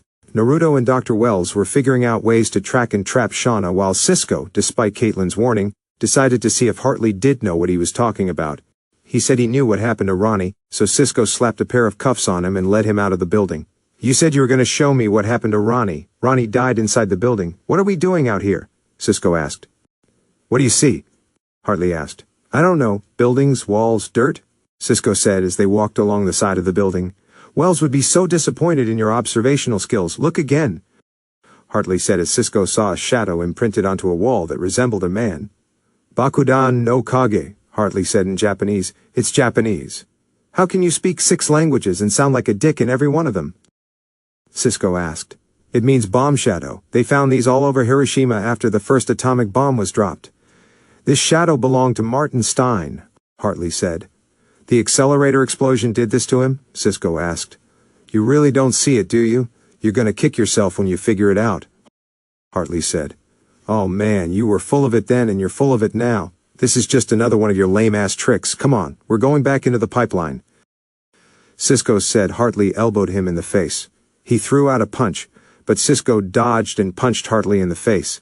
He threw him into the wall and then onto the ground. Cisco threw out a kick, but Hartley caught it and pushed him away as he tried to run, but Cisco pulled out a device and pressed a button. Instantly, Hartley felt a high-pitched screeching in his ears. You're not the only one who knows a thing or two about vibrations, Hartley. Those cochlear implants I made you, I made a few adjustments, Cisco said. No, please don't, Hartley shouted as the pain was unbearable. If you know how to find Ronnie, then you better tell me now, Cisco said. Please make it stop, please, I'll show you, Hartley said as Cisco deactivated the button.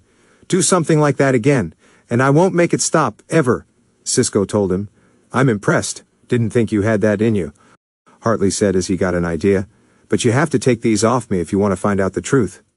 And why's that? Cisco asked. It'll look a little conspicuous where we're going, Hartley told him. Barry and Naruto were back in Star Labs as Caitlin had some info for them. Hey, I put Shauna and Clay's information into a search matrix, and that will notify us if they use any of their old aliases or go to any of their old spots, Caitlin said as Naruto nodded. Barry then noticed Caitlin was a little off. Something bothering you? Barry asked. Why would you ask that? Caitlin asked.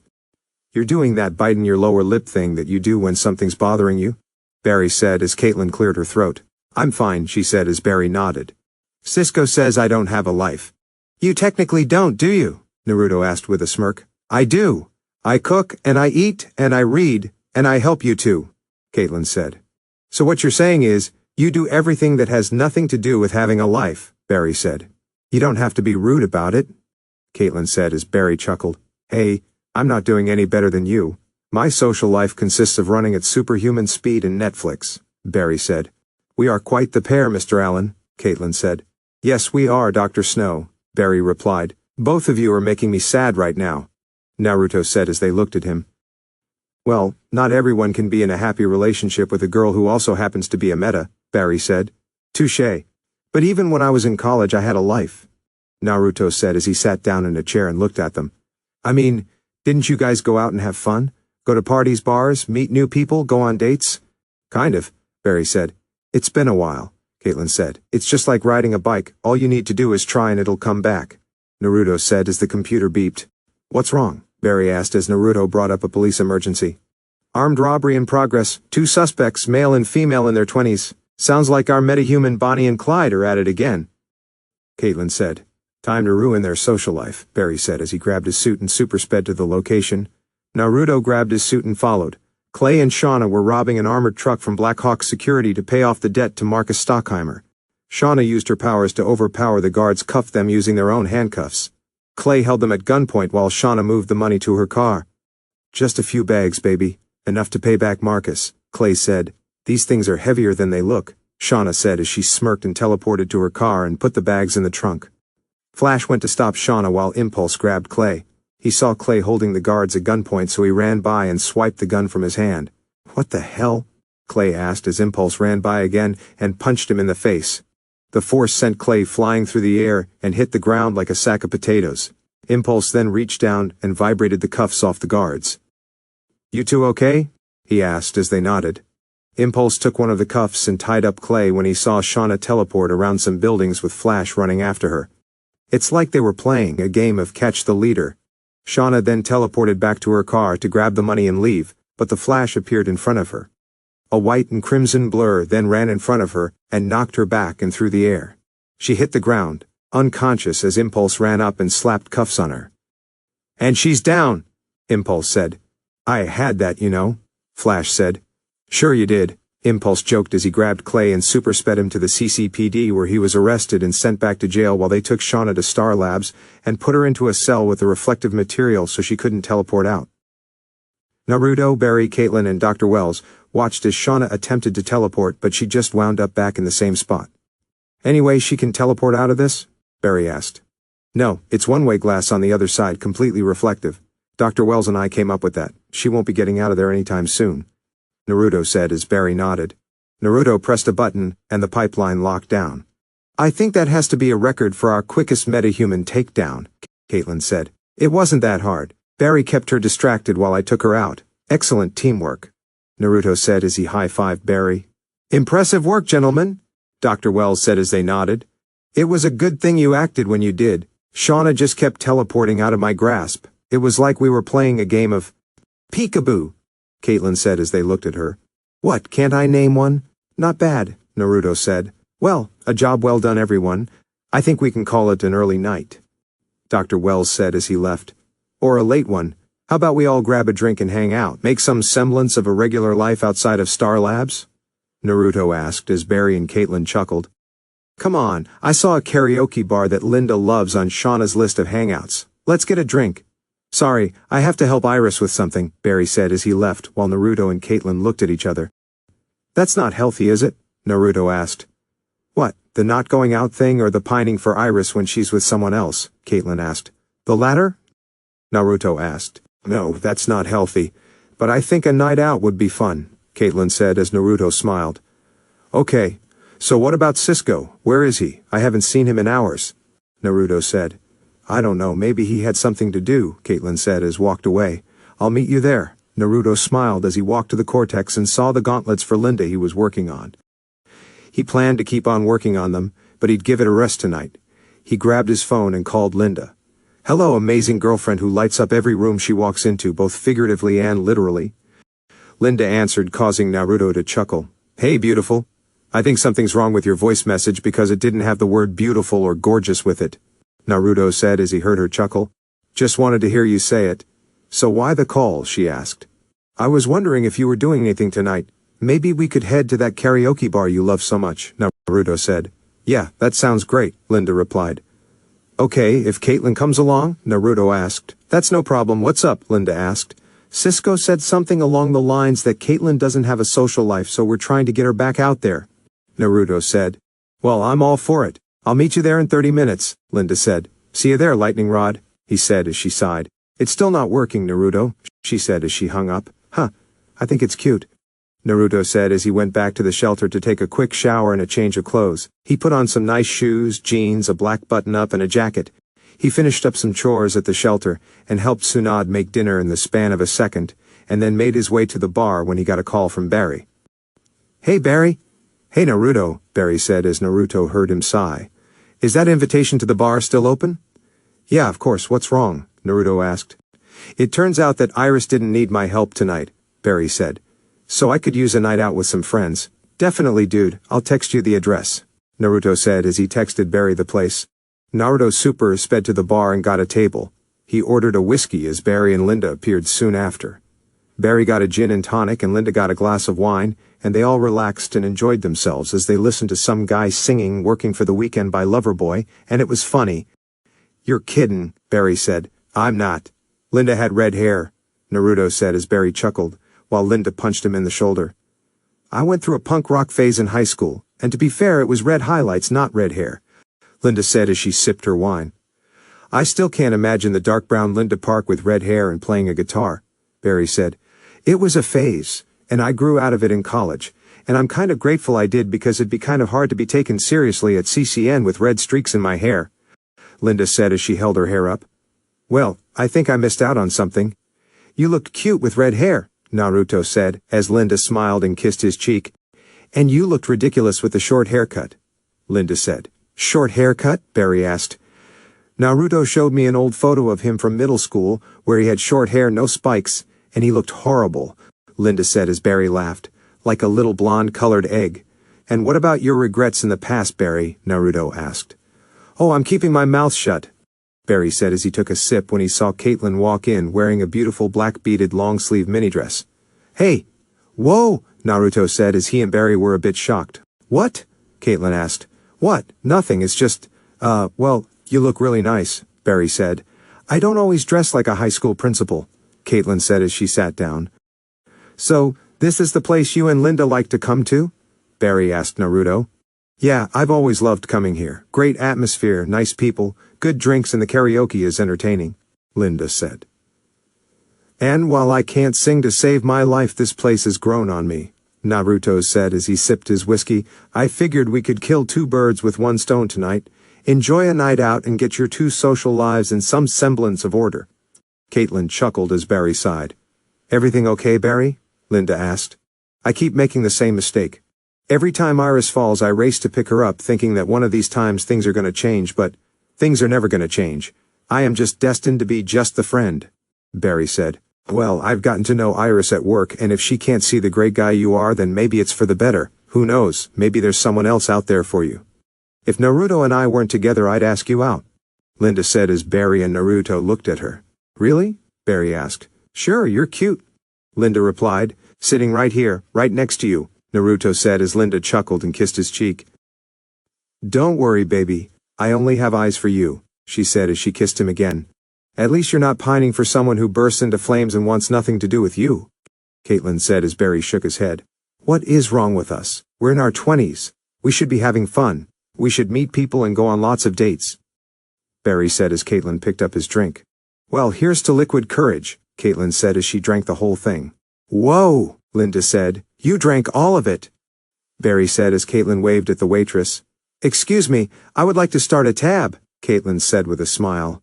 I have a bad feeling about this, Naruto said. The night went on as the four friends had drinks, food, and enjoyed themselves. Barry and Naruto were completely fine since regular alcohol didn't affect them. Linda was okay as well, only on her second glass of wine, while Caitlin was definitely tipsy. Barry was at the bar to get some water. Excuse me, could I get some water? Barry asked the bartender, but he was completely ignoring him. Yo, dude? Mr. Barry Allen, come on down, or up, Caitlin shouted as she was on the stage for karaoke, definitely a little wasted. I'm not going, Barry said as he waved her to stop. Barry, go, Naruto said as Linda encouraged him. Come up here with me. Oh, come show him what you got. Come on, Barry, Barry, Barry, Barry, Barry, back, come on. Started to chant as the rest of the bar began to do so, as well as Barry relented and joined Caitlin on stage. Ooh, look at him go. He's so fast. Ooh, shh. You know I'm not much of a singer, and you're not much of a singer, Barry told her. We are gonna bring this place down, Caitlin said. Okay, just, good girl, Barry said as the music started to play, and it was Summer Nights from Greece. Get ready, Caitlin said as the lyrics came up and she sang a little off-tune. Summer lovin' had me a blast, summer lovin' happened so fast. I met a girl crazy for me, Barry sang perfectly and on key, which caught Naruto, Linda, and Caitlin off guard. I met a boy cute as can be, she sang. Summer days driftin' away to those summer nights. Yeah. Barry and Caitlin kept singing, and it was a really memorable and funny moment. Naruto began recording and he definitely wanted to show Cisco. Speaking of Cisco, where the hell was he? Naruto called him again, but he still wouldn't pick up. Maybe he was in some kind of trouble, so Naruto activated a tracker app to see if it could narrow down his location. While his phone tracked down Cisco, Naruto and Linda joined Barry and Caitlin at the bar. You're fast and you can sing? What can't you do? Caitlin asked as she grabbed a drink and took a sip. Stop you from drinking, apparently, Barry said. I'm not even sure that was mine, Caitlin said. I have to go to the bathroom. Caitlin left as Linda raised an eyebrow. I'll go with her, Linda said as she left. Not bad up there, Barry, Naruto said as he looked at the bartender. Hey Steve, can I close out my tab? But the bartender ignored Naruto like he did Barry, so a woman walked up to Barry at the bar. Hey Stevie, can they close out their bar tab? She asked. Sure thing, Ino, he said as Naruto froze a bit.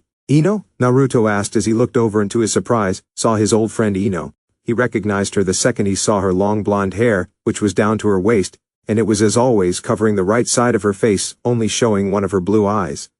She was wearing a purple jacket, a white off-the-shoulder top, and black pants. Hey there, Naruto, long time no see, Ino said as Naruto was in shock. Oh my god, it's been forever, Naruto said as he walked over and hugged her as she hugged back. He lifted her up and spun her a bit as she laughed while Barry was a bit confused but then remembered her from a photo on Naruto's Facebook page of his friends. What are you doing here? Just here to troll for some arm candy, Ino said. What happened to Sai? Things didn't work out? Naruto asked. We're taking a bit of a break, she said. Oh, sorry about that, Naruto said. It's all right, we just wanted different things. He went to New York to pursue his art career, Ino said. So, how are you? It's been a while since we saw each other? Yeah. A lot's changed. Well, for one thing, I went back to school and got my degree. I've been working part-time with the CCPD as a CSI, Naruto said. And he's gotten really good, Barry said as Naruto smirked. Thanks again for getting his attention. You're welcome, Barry, Ino said as Barry was confused. How do you know my name? Barry asked. Barry. Ino repeated the chants as Barry chuckled. Oh yeah, sorry about that, Barry said. Are you kidding? I've seen dozens of people go up there and submit my ears to torturous singing. You made them very happy tonight," Ino said as Barry chuckled. Naruto saw Ino flirting with Barry, so he gave him a bit of privacy while he paid his bar tab. "So that girl, was she your girlfriend?" "Her? Oh, she was just a friend. She's been going through some rough stuff lately and she hasn't gone out in a long time," Barry said. "Guess it must have been a fun night," Ino said as Barry chuckled. "Yeah, I guess so," Barry replied. "So you work at the CCPD?" Ino asked. "Yeah, as a CSI," he replied. "You're kinda young for that, aren't you?" she asked as Barry chuckled. "You are not the first person to tell me that, but it's something I'm good at." "What about you?" Barry asked. "I work at the Central City Conservatory Gardens as a botanist. It's pretty much researching and categorizing plant species for the pharmaceutical use and some for research labs," Ino said. "Wow," Barry replied. "So how did you meet Naruto?" Ino asked. A friend of a friend introduced us, and we've gotten close," Barry said. "I'm glad. Naruto's a great guy, and he went through a lot after his parents' death. It's nice to see him back to his old self," Ino said as she took out a piece of paper and wrote something down. "And Naruto's someone who has great taste in friends." She handed him the piece of paper and stood up as Barry looked at it. "What's this?" Barry asked. "My number. Whether or not you call me is up to you. Bye, Barry." Ino winked at him as she walked out of the bar. Barry watched her leave as Naruto walked up to him. "She's something, isn't she?" Naruto asked as Barry nodded. "Yeah," Barry replied. "That's Ino for you, and she must like you if she gave you her number. What are you going to do with it?" Naruto asked. "Not sure yet," Barry said as Naruto heard his phone go off. He checked it, and the tracker app on Cisco's phone showed him at CCPD. "What the? Barry, there's something I need to check out. Can you tell Linda that something came up?" Naruto asked. "Yeah, sure. Everything okay?" Barry asked. "Not sure yet," Naruto said as he left the bar just as Caitlin and Linda came back. "I don't feel so good," Caitlin said. "Okay," Barry said as he super sped them out of the bar into the parking lot where Caitlin threw up. "It's okay," Linda said as she rubbed her back, and Barry held her hair up. "Let it out." Cisco was at CCPD because Hartley said that there was evidence there of what happened to Ronnie. Cisco took off Hartley's cuffs and gave him a hat to make sure no one recognized him. They were in Barry's lab, using his computer to access the files they needed. After the particle accelerator explosion, CCPD confiscated everything from Star Labs, video, audio, traffic cam footage. Hartley said, "Okay, so?" Cisco asked.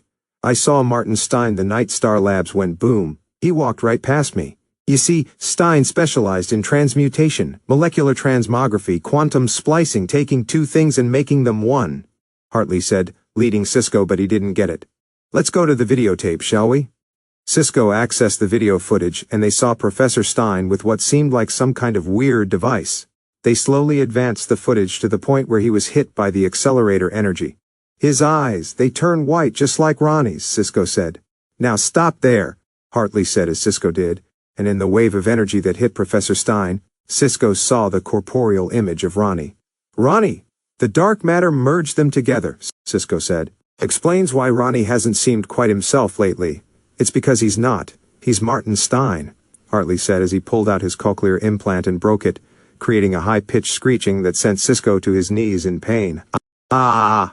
Cisco shouted as he covered his ears.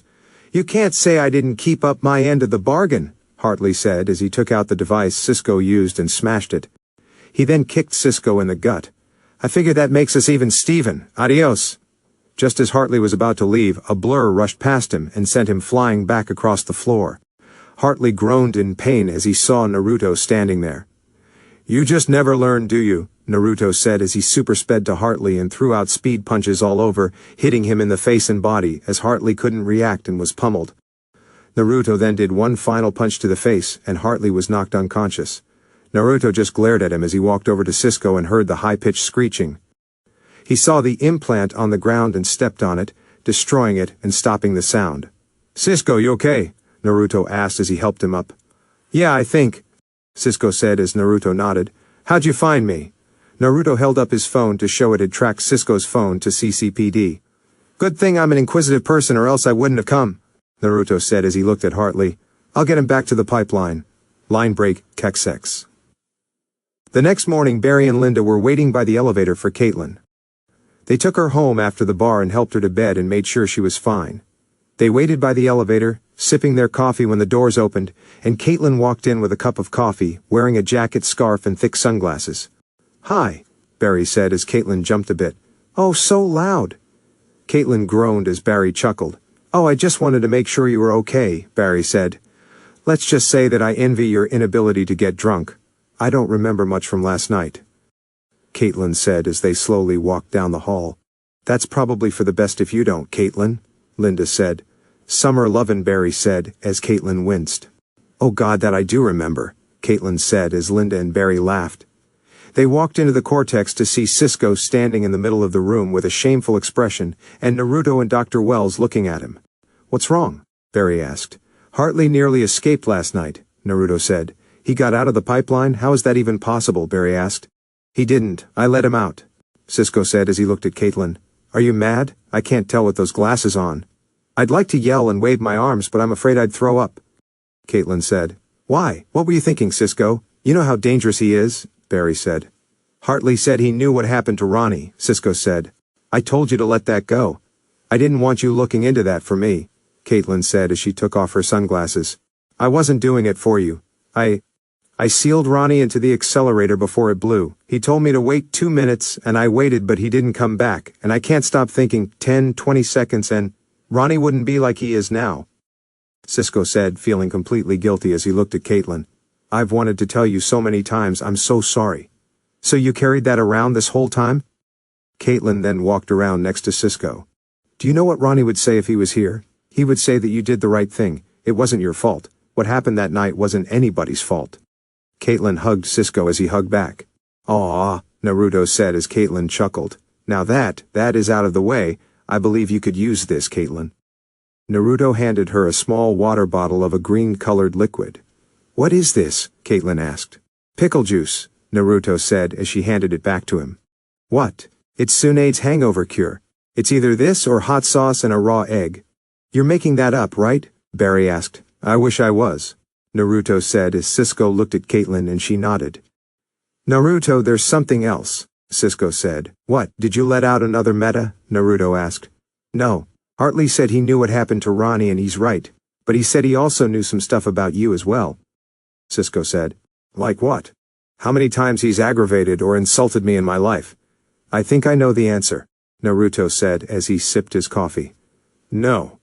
When Hartley told me he knew what happened to Ronnie, he also said that there's more to your parents' death than a drunk driving accident," Cisco said as Naruto was frozen for a second. "Naruto?" Linda called his name as she walked up to him. "Why didn't you tell me this sooner?" Naruto asked. "I didn't think he was telling the truth. It's Hartley, it could have been a ruse," Cisco said as Naruto rubbed his hair, trying to process all of this. "No, it's not possible. My parents died when a drunk driver, Andrew Hayes, ran a red light, smashed and flipped our car. I remember that night vividly," Naruto said. "And I'm not going to believe, from Hartley of all people, that they there were killed for any other reason." They could all tell that this was opening a raw wound for Naruto as they heard the anger in his voice. "Naruto, I know Hartley isn't the most trustworthy source, but why else would he tell Cisco this?" Linda asked. "To do exactly this to us, to cause doubt within our group and give him the chance to escape. Well, no, that asshole is staying in the pipeline where he belongs," Naruto said as he left to cool off. "Wow," Barry said as everyone nodded, seeing that Naruto wasn't exactly thrilled to hear that his parents' accident might not have been an accident. "He actually took that a lot better than I thought he would," Dr. Wells said. "So, what do we do? Do we just leave it alone?" Caitlin asked. "Or," Cisco said as they looked at him. "We look into it. Guys, I know I haven't been a part of this team that long, but Naruto seemed really adamant that he didn't want to drag this up," Linda told them. "Technically, he said he didn't want Hartley out of the pipeline, and he won't, I promise. Let's just do a little inquisitive digging and see if Hartley might be onto something," Cisco said. "Cisco, you know what Naruto meant," Caitlin told him. "I know, but if Hartley's right, Naruto deserves if Hartley could be telling the truth. He's been there for all of us ever since he became a part of the team.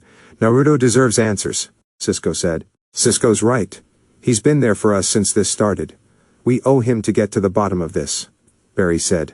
"But we should also respect his wishes," Caitlin told them. "And we will. I'm not saying we let Hartley out because we won't. We just look into things from our end. We do know 2 people with the police could do some digging," Cisco said as they looked at Barry. All I'm saying is we just look it over. If it seems like nothing's wrong, we leave it alone. And if something is weird? Linda asked. Then we tell Naruto, Cisco said.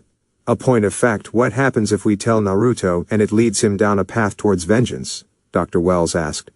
And by vengeance I mean the brutal and lethal kind. Do you really think Naruto would go that far? Barry asked. I think that if Naruto does go down this path, he might not come out the same person we all know. Dr. Wells told them. Then we don't let him go down that dark path, Barry said. I'll talk to Joe and see if I can find out anything on my end. Barry went back to the CCPD and talked to Joe about what Cisco told him and asked to get the case file from the accident. Joe came back from the records room and handed the file to Barry. Here, Joe said as Barry took it and looked it over. Thanks, Barry said as he looked at the information from the arresting officer, CSU, and medical examiners. So, can I ask why you're looking over the file on Naruto's parents' death? Joe asked as Barry looked at him. Hartley told Cisco that there may have been more to their death than a simple drunk driving accident. Barry told him. Like a deliberate accident? Damn, how is Naruto taking the news? Joe asked. He's in denial, and to be honest, we're not sure how to take the news. Barry said. Well, everything seemed on the up and up, Barry. His parents were killed due to injuries sustained in the accident. Hayes hit their front end of the car with enough force and speed causing it to flip. His parents died on impact and Naruto was saved because he was in the back, and Hayes's was royally hammered, so it seems pretty cut and dry. Joe told him. I know, but with everything that's been going on we just want to make sure. Think you can get me to talk to Hayes? Barry asked. Yeah. Joe said as they took a drive to Iron Heights. They parked and walked up to the security gate as the cop at the front desk saw them enter. Twice in 1 week, Detective West. What's the occasion? Cop work, Higgins. Keeps everyone busy. This is CSI Barry Allen. He was here before. Joe said as Higgins nodded at Barry, and Barry nodded back. We need to see an inmate of yours, Andrew Hayes. We need to speak to him. Barry said. What's this about? Higgins asked. Just some questions we feel only he can answer, Joe said. Well, if you were looking for answers, better get a Ouija board. Hayes hung himself in his cell a week ago. Higgins said. What? Barry asked. Yeah, we did morning roll call and some guards found his body strung up in his cell, Higgins said as Joe and Barry looked at each other. His body's in the morgue before it gets sent to the funeral home. Anything else I can do for you, Detective? Yeah. In his time here, has Hayes had any visitors? Joe asked as Higgins took out the visitor's log and turned to a page from a week ago. Yeah, he has one visitor stop by every week. His daughter, Anna Hayes. Higgins said as Joe and Barry went to talk to her at her apartment. Joe knocked on the door as he and Barry waiting in the hall. Miss Hayes, my name is Joe West. I'm a detective with the Central City Police Department. Open the door. Joe said as they waited for a response and the door opened to reveal a 22-year-old woman. Miss Hayes, I'm Detective Joe West. This is CSI Barry Allen. We're here to talk to you about your father, Andrew Hayes, Barry said as Anna looked down the hall and opened the door. Come in, Anna said, as Joe and Barry walked in to see a modest apartment with some pictures of her and her father before he went to prison. I imagine this is about his supposed suicide. Barry and Joe looked at each other and then her. You don't believe your father killed himself? Barry asked. I know he didn't. He would never do that. When I got word of his death, I went to the police, to the DA's office, hell, anyone who would listen, but they didn't believe me, Anna said as she took a breath and walked over to an old picture of her and her dad when she was a kid. My father was a good man. He wasn't perfect, but he always put himself before me. When my mother died, we both took it hard, but he did everything in his power to support me. Ms. Hayes, you seem pretty adamant that your father wasn't suicidal, and you saw him a week before his death. How did he seem? Joe asked. Anxious but determined. When I went to see him, he told me that he would be getting out soon. Things weren't like I thought. I didn't understand at first until I got this. Anna walked over to her kitchen table and held up an opened manila envelope. My dad gave instructions to his lawyer that this was to be sent to me if he died. She handed Joe the envelope and saw it was a DVD. What's on it? Joe asked.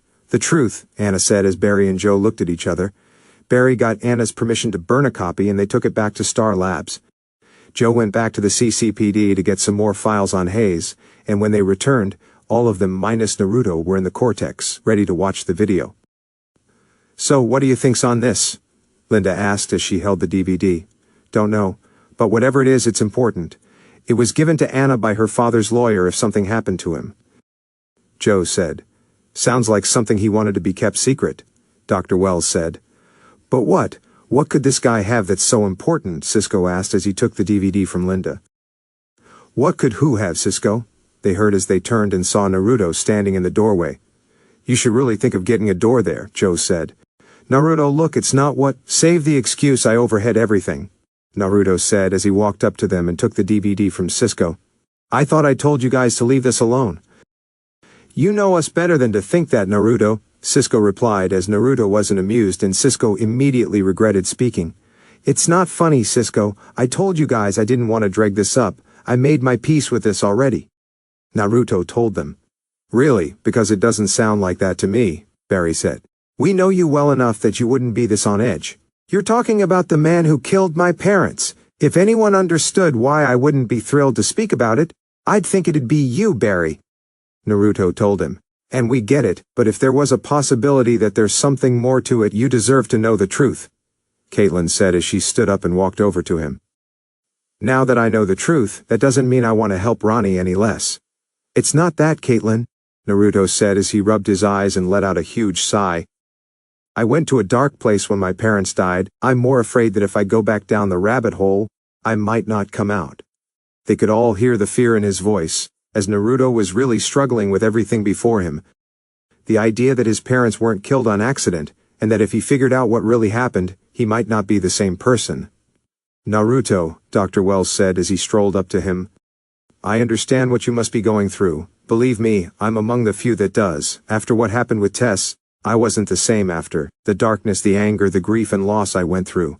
It changes someone, but you are different. You may have a darkness inside of you, Naruto, but the light outshines that. And no matter what may happen, nothing will change that. We can never recover what was lost. But we can honor their memory and figure out the truth behind this, Dr. Wells said as Naruto took a deep breath.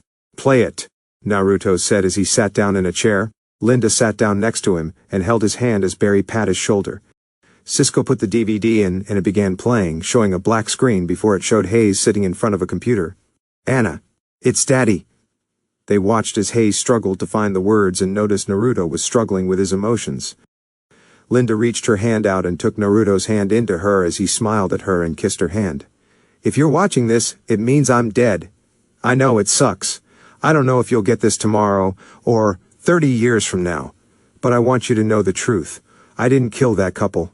The husband and wife. I didn't do it, and I know it'll mean nothing coming from me, but I'm sorry. I would never take away someone's parents. I'm sorry for all the birthdays I missed, graduations, everything. But Daddy wants you to know, Anna, I love you. Everyone absorbed the information that the man who killed Naruto's parents in a drunk driving accident admitted to not killing them. Could he be telling the truth? Well, I wasn't expecting that, Cisco said as he paused the video. Linda looked at Naruto and saw he was dealing with this new information. Naruto, are you okay? She asked as Naruto looked at the screen and looked at the face of the man who killed his parents when he noticed something. The digital clock in the room read 11:10 p.m. on February 15, 2012, the day of the accident. He also noticed the window in the corner with the view into the city. Barry, did Anna tell you where this message was recorded? Naruto asked. She said it was at their old apartment on Bleecker Street, Barry said. That's downtown. The accident was on Main Street in the restaurant district at 11:27 p.m., Naruto said, as Joe looked at the video and saw the clock with the time at 11:10 p.m. It's a 30-minute drive to Main Street from there. There's no way he could have been in the car during the accident if that time is accurate, Joe said as everyone realized what was going on. This was recorded the day of the accident. February 15, 2012, 11:27 p.m. was the time of the accident. This is 17 minutes before it happened.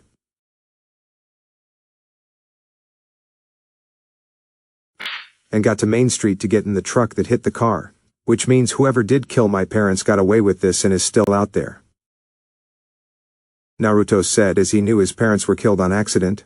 This was deliberate murder. And the killer was still on the loose. Line break XX. Everyone was grappling with the newfound information that the man who supposedly killed Naruto's parents was innocent this whole time and took the fall for the crime. Based on everything, it seemed that the accident wasn't an accident but actually planned and deliberate murder. Joe and Barry went to the CCPD to dig up any more information on the accident, while Cisco worked on his end to figure out more. Naruto was sitting in a chair near the med bay as he was still grappling with the information. His elbows were resting on his legs, as his hands were clasped together, and he was just sitting there and thinking. Cisco was working on a lead and digging up anything into Hayes' life with Caitlin and Dr. Wells helping him. Linda had left for CCPN to go find anything that could help with the search on finding out anything they could on Hayes and what was going on during the time the accident took place. Caitlin looked up from her computer and saw Naruto sitting by himself in deep thought as he was looking at an old photo on his phone. She got up and walked over to him to see he was looking at an old photo of his parents when he was a kid. "Hey," she said, as Naruto lifted his head up and looked at her. "You okay?" "I honestly don't know," Naruto said as he put his phone away.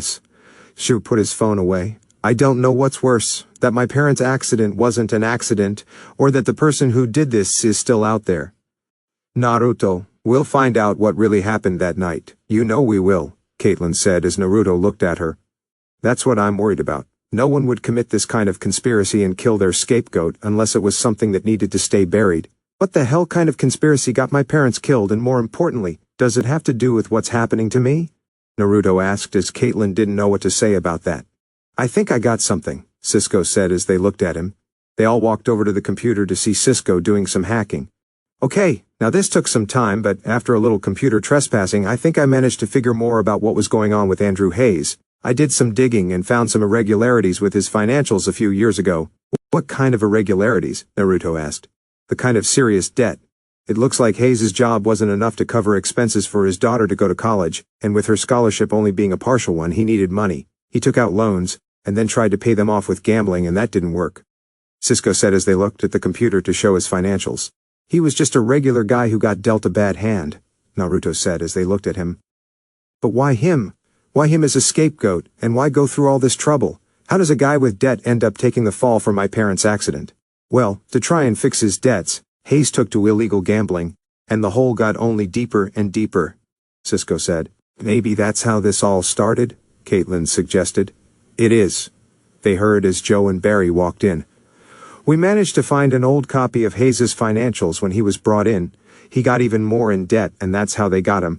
But then we saw a list of transactions that shows he might have been their inside guy at the docks where he worked as a foreman.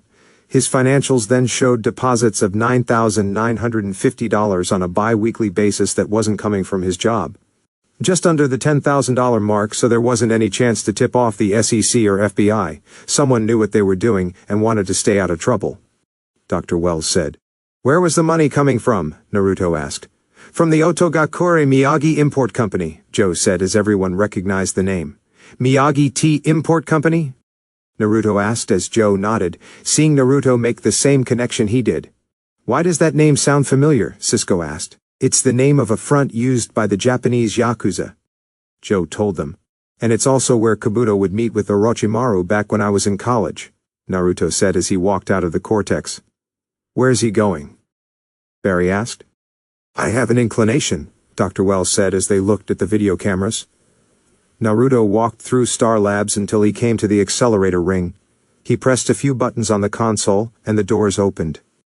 The accelerator ring door opened, and Kabuto's containment cell was brought forward as Naruto looked at him. Kabuto was sitting there in his cell, calm as can be. His hoodie was down so Naruto could see that his body hadn't mutated any further, so he still resembled a half-man, half-white snake. He was sitting on the ground, his back leaning against his cell, and he was reading a book. Kabuto looked up, his glasses on the bridge of his nose, and smirked at seeing Naruto outside his cell. Well, this is a surprise. You know for a cell, this is quiet cozy," Kabuto said as he saw Naruto was angry. "So, what brings you to my little humble abode?" "Otogakure Miyagi Import Company," Naruto said as Kabuto smirked. "One of your father's fronts. One of his many fronts. If you're looking for information to get him arrested, I'm afraid it won't do you much good because my father constantly changes his operations to the point where the information I give you now would be useless," Kabuto said with a proud smirk. "But that's not why you're here. You're here because you want to know about Andrew Hayes, the man who was charged with your parents' murder." "You know about that?" Naruto asked as Kabuto chuckled. "Oh, Naruto, for someone so smart you don't seem to have a keen grasp on the obvious. I was a part of my father's organization and was privy to many things. I will say that I did try and plead for your parents' case. They were fairly good people, but business is business," Kabuto said. Bullshit, my parents were world-respected scientists and completely happy and comfortable with their lives. How could any of their work get them involved with the Yakuza? Naruto asked as Kabuto chuckled. Oh, it didn't. They didn't work for the Yakuza. They worked for my father and his organization, Kabuto said. What are you talking about? Your father is a Yakuza boss. Naruto said as Kabuto laughed his butt off, causing Naruto to get angry and punch the door to his cell. What's so funny? Oh, how little you actually know. I imagine this doesn't happen that often, Kabuto said as he smirked at Naruto. My father may have Yakuza ties, but he's not Yakuza. They're just a means to an end. Money, resources, and allies. The organization my father belongs to is far deadlier. What organization? Naruto asked as Kabuto smiled at him. Tell me. No, Kabuto said as Naruto opened his cell. Kabuto stood up as Naruto marched in and punched him across the face, knocking him to the ground. Naruto grabbed Kabuto and slammed him into the wall and punched him in the face again. Kabuto chuckled as blood was dripping down his mouth. Oh, guess the Naruto I know isn't so squeaky clean anymore. Tell me what you know, Naruto shouted as he punched Kabuto in the face again. Kabuto spit out some blood and a tooth and just chuckled in Naruto's face. I can't tell you what I don't know. And no matter what you do to me, I'll never tell you anything. You don't have it in you, Kabuto said as Naruto kneed him in the gut and slammed him into the wall. I'm learning to live with a lot, Naruto said as he began beating the holy crap out of Kabuto with speed punches that even with Kabuto's enhanced physiology hurt like hell. Naruto, stop! Naruto, stop! You're killing him! Caitlin shouted into the intercom as they watched on the monitors.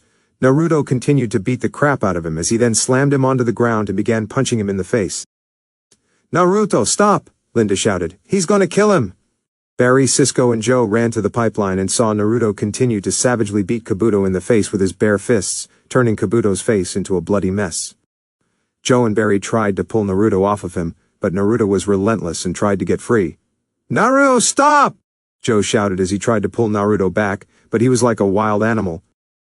Naruto, you don't want to do this! Barry shouted as they finally managed to pull him off of Kabuto and out of the cell so Cisco could close it. No! Naruto shouted as the pipeline door closed. What did you do? Stopping you from making a horrible mistake, Barry said as Naruto pushed past them and went back to the cortex as they followed. He walked over to the medbay and got a paper towel to clean the blood off his fist. What was that, Naruto? Dr. Wells asked. Interrogation, I was getting information. Naruto said. That wasn't interrogation, that was just brutal anger and aggression. Naruto that served no purpose except to fuel more anger and aggression, Dr. Wells said as Naruto looked at him. It's not like he didn't deserve it, Naruto said. That's not the point, Naruto. You were gonna kill Kabuto in there, all for information that he didn't know. It was reckless, it was stupid, and most importantly of all, it didn't help us get any new information as to what happened. I've always told you to use your head in situations like this, but you just let your emotions dictate your judgment, Dr. Wells scolded him. I don't care what happens so long as we get information on my parents' murder, Naruto replied. And what did you find out? Kabuto gave you nothing because he knew nothing. It was idiotic. Dr. Wells shouted as Naruto snapped, "Ah!" Naruto flipped the medical gurney in pure anger and rage, causing everyone shout in fright and step back on instinct. Naruto flipped the gurney, smashing a lot of glass, beakers, and tables as he then threw out a speed punch and smashed a cabinet in pure rage. I don't care. I just want to find the son of a bitch who killed my parents. Naruto punched the wall and began slamming his fists against it in pure rage and anger. His breathing got heavy. I'm so angry I can hardly breathe. He's been out there for nearly 2 years and every second he's still free. Is another second he can hurt someone I care about. Or someone I love. Naruto said as he blew out his anger and began to calm down a bit. Naruto, believe me, I understand exactly what you're going through, but this isn't who you are, Barry told him.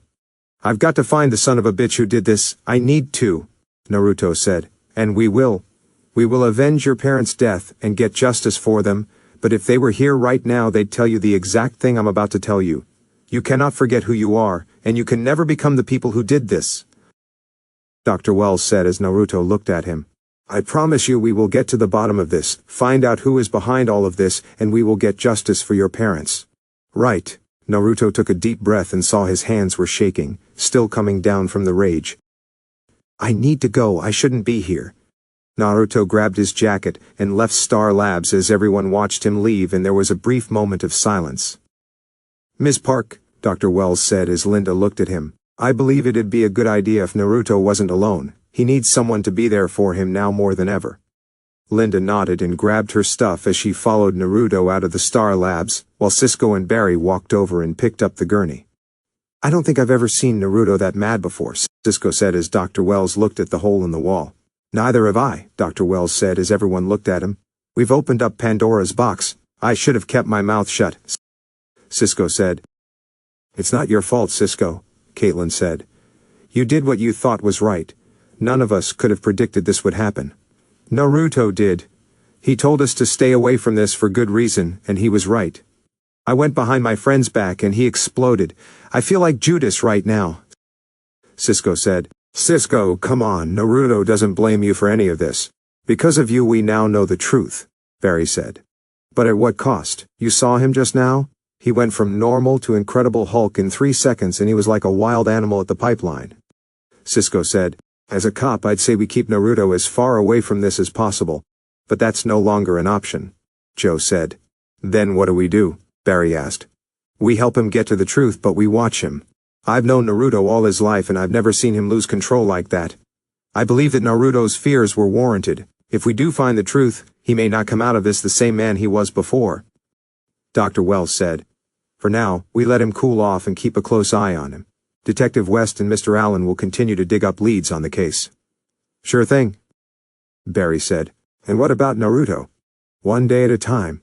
For now, we let him cool off, Dr. Wells said as everyone nodded. What kind of lead can we dig up?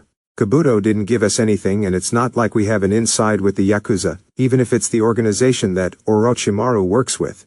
If the FBI can't take them down, what can we do? Cisco asked. We work this from the other angle. We know now that Hayes was a patsy and he couldn't have caused the accident, but the police arrested him for the crime and everything in the police report indicates that he was responsible, Joe said. This means that whoever is behind this has people working for him at CCPD. At least the detective on the case, the CSI and some others as well, to pull off this kind of conspiracy, Barry said. Not to mention someone at the prison, Caitlin said as they looked at her. You mentioned that Hayes said he'd be getting out, which meant he was planning to reveal the truth behind everything, and then he found hung up in his cell. There must be a guard at the prison who was in on this as well. All right, we've got some work to do, Joe said as he and Barry got to work. Barry and Joe did all the digging they could on Hayes' case to figure out who the lead detective was on the case, and he did, but he passed away last year on the job. The CSI passed away from cancer, and everyone else checked out normal, which left the guards at the prison, and that's where they struck gold because guard Ryan Adams had a large amount of money wired to his bank account. In small increments, of course, like with Hayes, so no one wised up, but he was in on, and he was the guard who found the body, which was the weird because he was assigned to a different section of the prison. They went to the prison to talk to him but he never showed up for work. Cisco did some digging and tracked his cell phone on the way to the airport. He was skipping town but not before he answered their questions.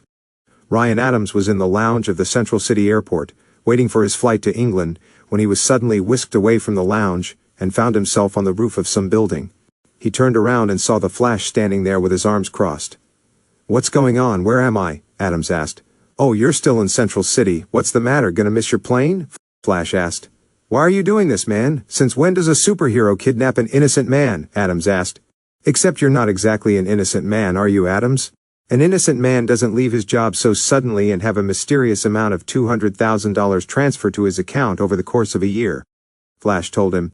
My bank account and personal life are private, and none of our business. Adams told him. They are when it involves the murder of Andrew Hayes, the prisoner you found in his cell 3 days ago. Sorry, I meant to say the prisoner you murdered and staged so it looked like a suicide. The Flash said. I have no idea what you're talking about, Adams said, sweating bullets and clearly lying but also very afraid. I know Hayes was a patsy used to cover up the murder he was charged with. I know he was planning to come clean but he committed suicide before that could happen, and everyone else involved with the cover-up is dead except you, he said. But I will be soon. That's why I was leaving, Adams said, scared out of his mind. Everything was fine and peachy until Hayes decided to grow a conscience. Then when they ordered me to handle him, I wasn't going to stick around and be next because I knew too much. Who ordered you to kill Hayes? Who paid you to do it? Flash asked. I don't know, okay? I never dealt with the main guy, just his lackey, some Yakuza bigwig named Mizuki. Adams told him. Where can I find him? The Flash demanded as Adams didn't want to say. If you don't tell me what I need to know, I can't help you. No one can help me. You don't know these guys, dude. I was a prison guard. I've seen bad people, but these guys, they'd give the boogeyman nightmares. Adams said as the Flash saw he was truly terrified. I can protect you, and I can help you, but I can't do that if you don't tell me what you know. If these guys are so bad and scary, then you know I'm your best shot at staying alive, but only if you cooperate. The Flash said as Adams sighed, thinking he had no choice. Okay, but I have some conditions, and I want to deal with the DA, Adams said as the Flash nodded. All right, I'll take you a detective I trust. You can talk to him, Flash said as he super-sped Adams to the CCPD and into Joe's custody. Line break XX.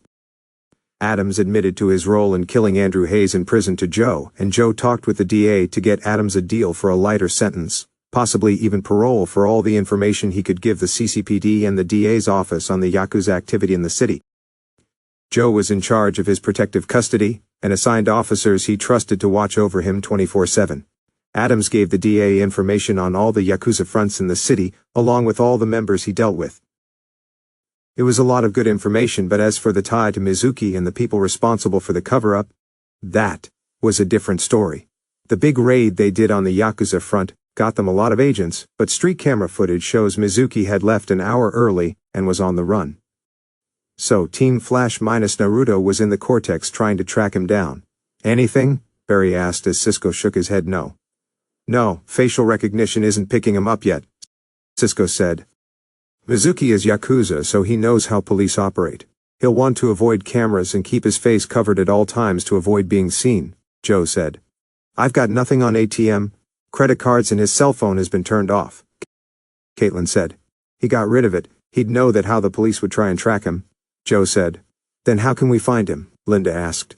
He'll want to get out of the city, so CCPD have officers at all bus depots, train stations, and the airport, Joe said. He'll be expecting that, Linda said as they looked at her. I've written my fair share of crime articles to know that seasoned criminals like Mizuki know how police operate. If you want to catch a criminal, you'll have to do something he won't be expecting you to do. And what would that be? Cisco asked as Linda shrugged. I'm not sure, she replied as Joe took a deep breath. Okay, let's think this through. Mizuki knows that Yakuza are done in Central City with all the raids going on. He'll want to get out of the city, Joe said. That leaves us with dozens of ways to make that happen. CCPD have all the bridges and tunnels under heavy surveillance and patrol, along with the airport, train, and bus station, Barry said. How else can he get out of the city? I mean, unless he sprouted wings or something, he's stuck here, Caitlin said as Cisco got an idea. Maybe by helicopter?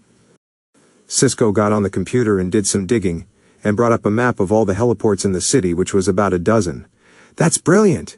If helicopters fly below 1,300 feet, they don't have to call in their position, only their destinations and any number of passengers. Wells said, as Cisco did some digging, and all 12 heliports were grounded with 0 flights out. Well, that struck out, Cisco said. Maybe not, they heard as they turned around to see Naruto there standing at the entrance to the Cortex. If anything, the police are going to ground all air traffic going in and out of the city so Mizuki can't make his escape. Doesn't mean he won't try and take one. Naruto, what are you doing here? Dr. Wells asked.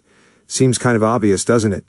Naruto said as he held up a copy of the Central City Picture News with the headline about Adams' arrest and his statement in the murder of Andrew Hayes, along with the information that Adams killed Hayes because he was going to come clean about who was really responsible for the deaths of Minato Namikaze and Kushina Uzumaki.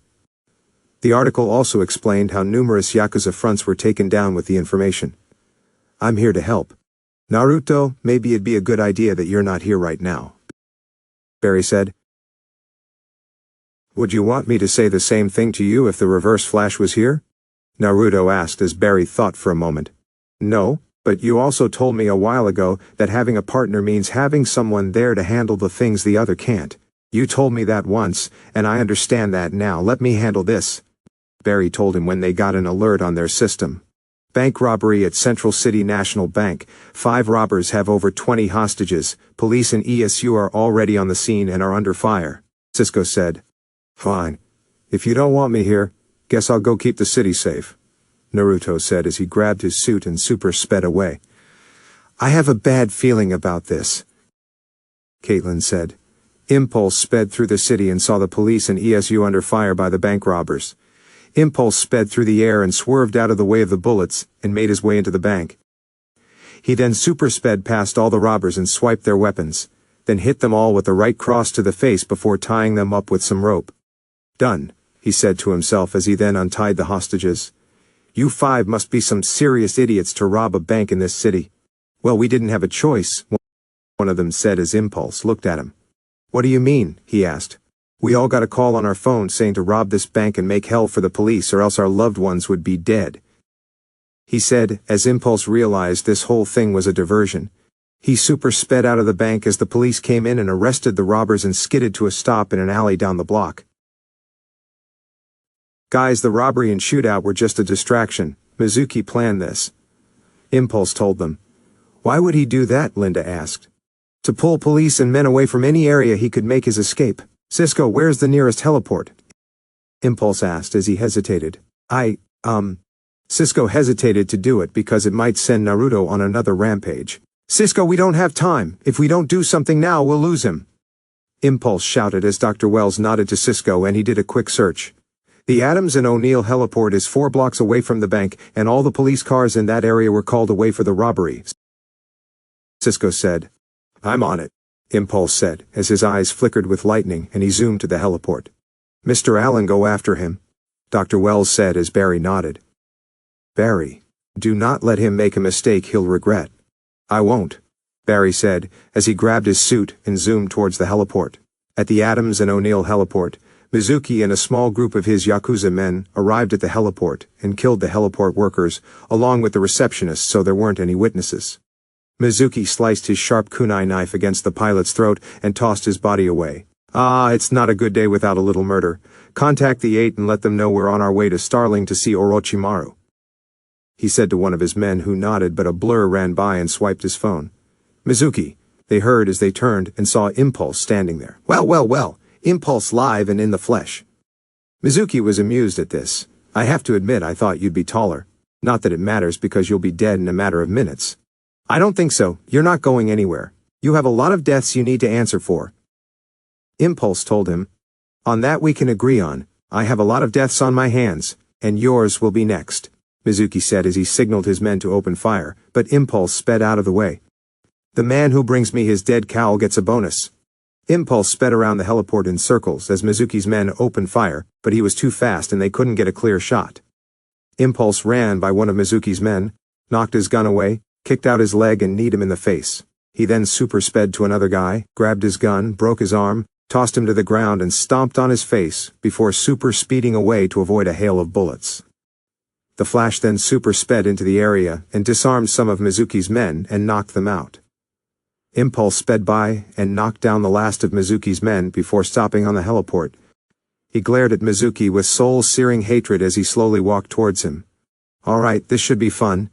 Mizuki then took out a pistol and fired a bullet, but Impulse caught it with his bare hand. He then fired his entire clip until it was empty, but hit nothing. He quickly threw his kunai knife, but Impulse caught it in his hand before it hit him. Yeah, I can do that too, Impulse said as he then threw it back at Mizuki and hit him in the leg, sending him to the ground. He walked up to Mizuki as Mizuki pulled out a spare pistol, but Impulse kicked it out of his hand and speed punched him across the face. Mizuki got up and threw out a punch, but Impulse grabbed his fist, twisted, and broke his wrist, and then punched him across the face again, drawing blood and causing him to spit out a tooth. You're done, Mizuki. It's over. You're not going anywhere. Now you're gonna answer my questions, Impulse told him. Or what? Mizuki taunted as Impulse grabbed the knife and yanked it out of his leg hard, causing Mizuki to shout out in pain. Answer me! What do you know about Andrew Hayes and who is responsible for the murder of Minato Namikaze and Kushina Uzumaki? Impulse shouted as he held up the knife to Mizuki's neck. Impulse, take it easy, Flash told him. Why the hell do you care about those two? Mizuki asked as Impulse grabbed his mask and pulled it down. Impulse, what are you doing? Flash shouted, seeing him take his mask down. I care because I'm their son. Naruto shouted, pricked the kunai against Mizuki's neck and drew a little blood. Who killed my parents? Mizuki saw his face after hearing all this information, and couldn't help himself as he began laughing his ass off in a maniacal way. Oh my god, isn't this just a perfect example of life's little eccentricities? Never did I think I would see this, and now that it's here, I couldn't be happier. Mizuki shouted, as Naruto and the Flash were confused. What the hell do you find so funny? Naruto shouted, as Mizuki chuckled. You want to know who killed your old man and his bitch? It was me. Mizuki shouted, as Naruto froze in shock a bit. I was the one in the car that hit them. After I saw you knocked out in the back of the car, I was tempted to kill you then and there, but I was given clear instructions for the assignment. Assignment. Naruto punched him in the face in anger. Is that all they were to you? They were my parents. They were good and kind and the best people in the world. Why did you kill them? Because my boss wanted them dead, Mizuki said. Your boss? Who is he and why? Naruto shouted as Mizuki chuckled. If you actually think that just yelling at me would give you that information, then you are way out of your league, kid. I've done things and been through worse that I'd never give up anything of my own volition. But I'll tell you, Mizuki said with a sadistic smile on his face as Naruto and Flash were confused. Why? Everything you've done has been to clean up a mess. You had Adams kill Hayes because he was going to come clean about everything, so why tell us who you work for? Flash asked as Mizuki chuckled. Because I want you to find him, kid. I see it in your eyes. You want vengeance. Cold, bloody, anger-fueled vengeance. I'll give you the name of my boss because when you find him he'll kill you, and I wish I could be there to see it when it happens.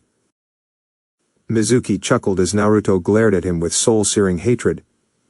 One of the men who ordered the hit on your parents, the one who wanted them dead, his name is Orochimaru, the White Snake. Kabuto's father, Naruto said as Mizuki raised an eyebrow.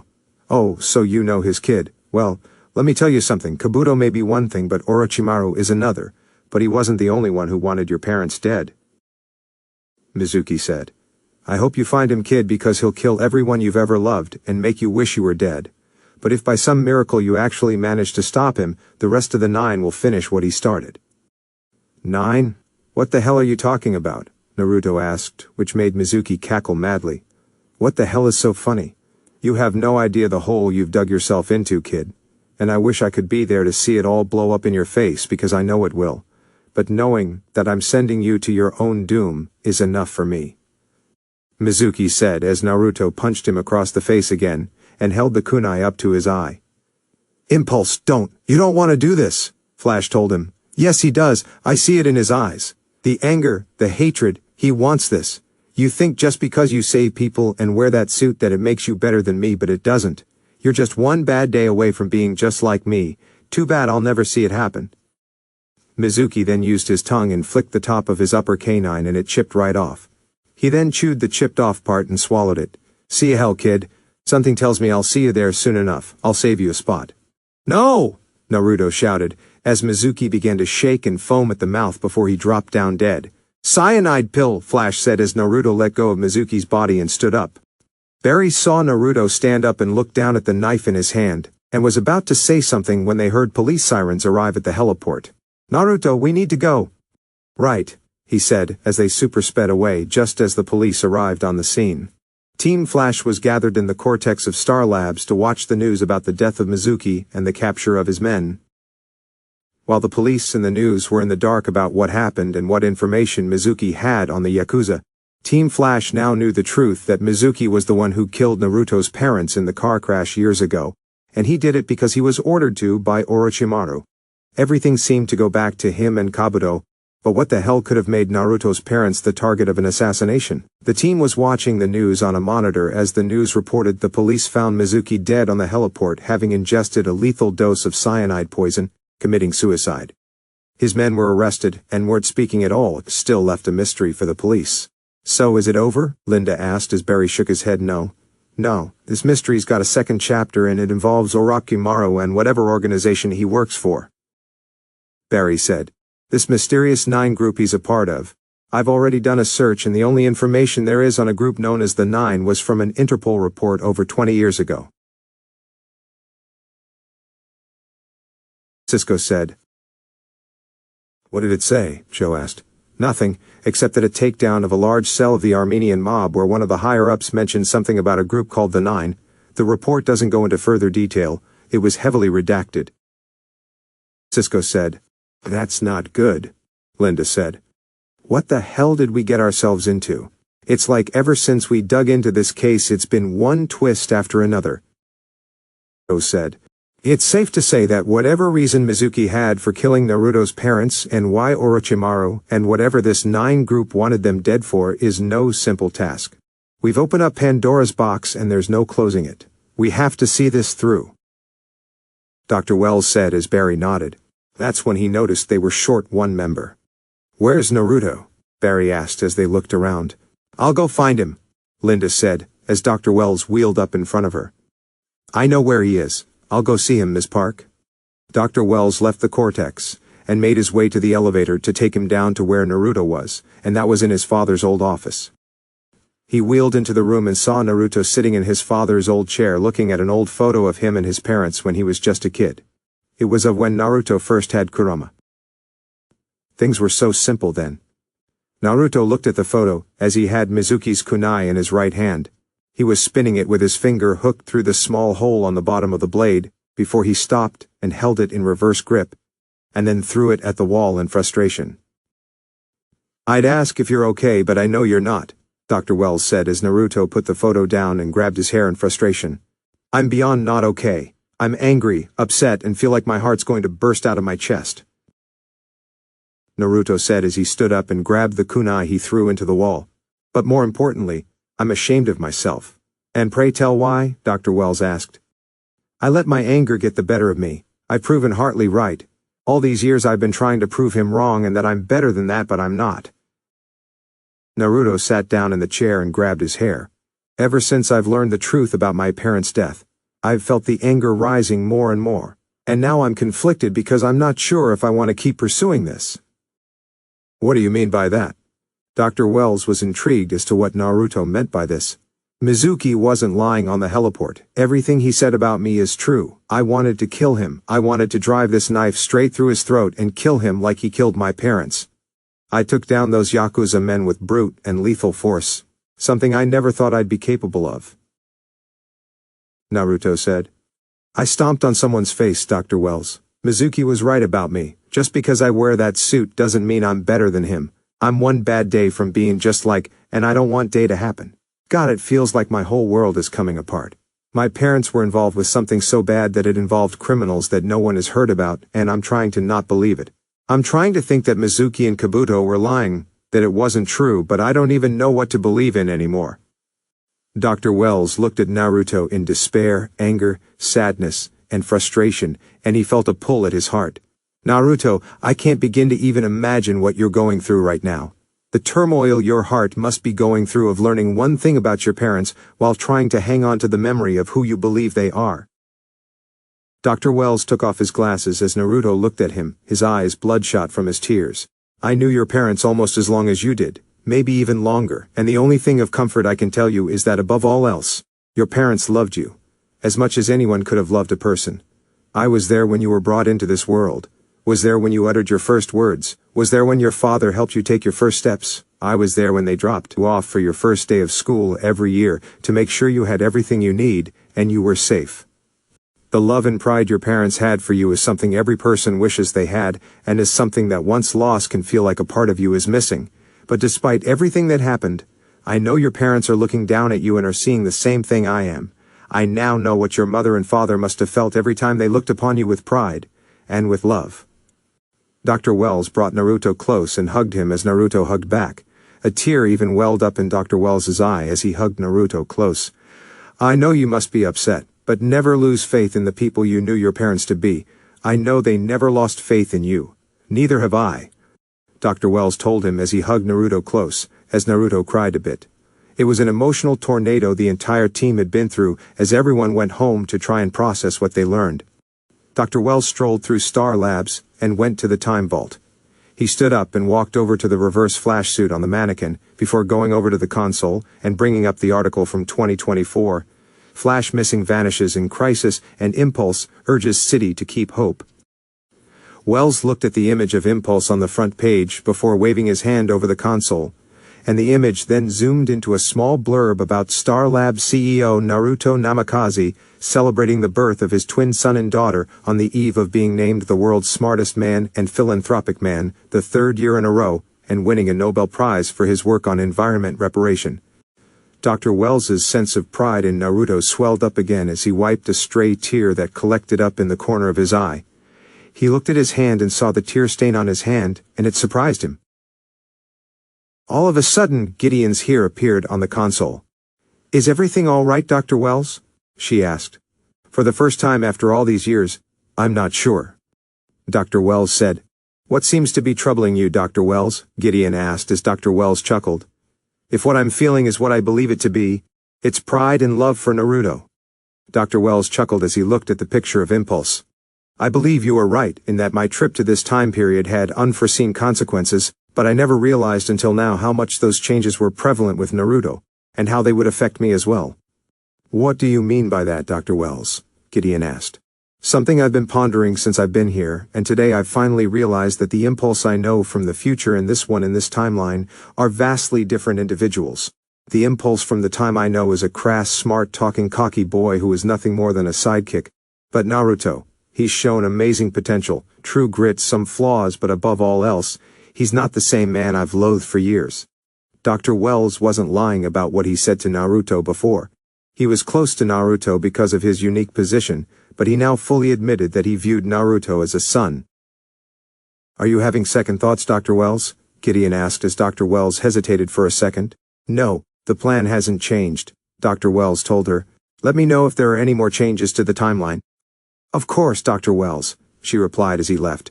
"And guys, this is the end. I hope you guys enjoyed it well. Until next time, peace."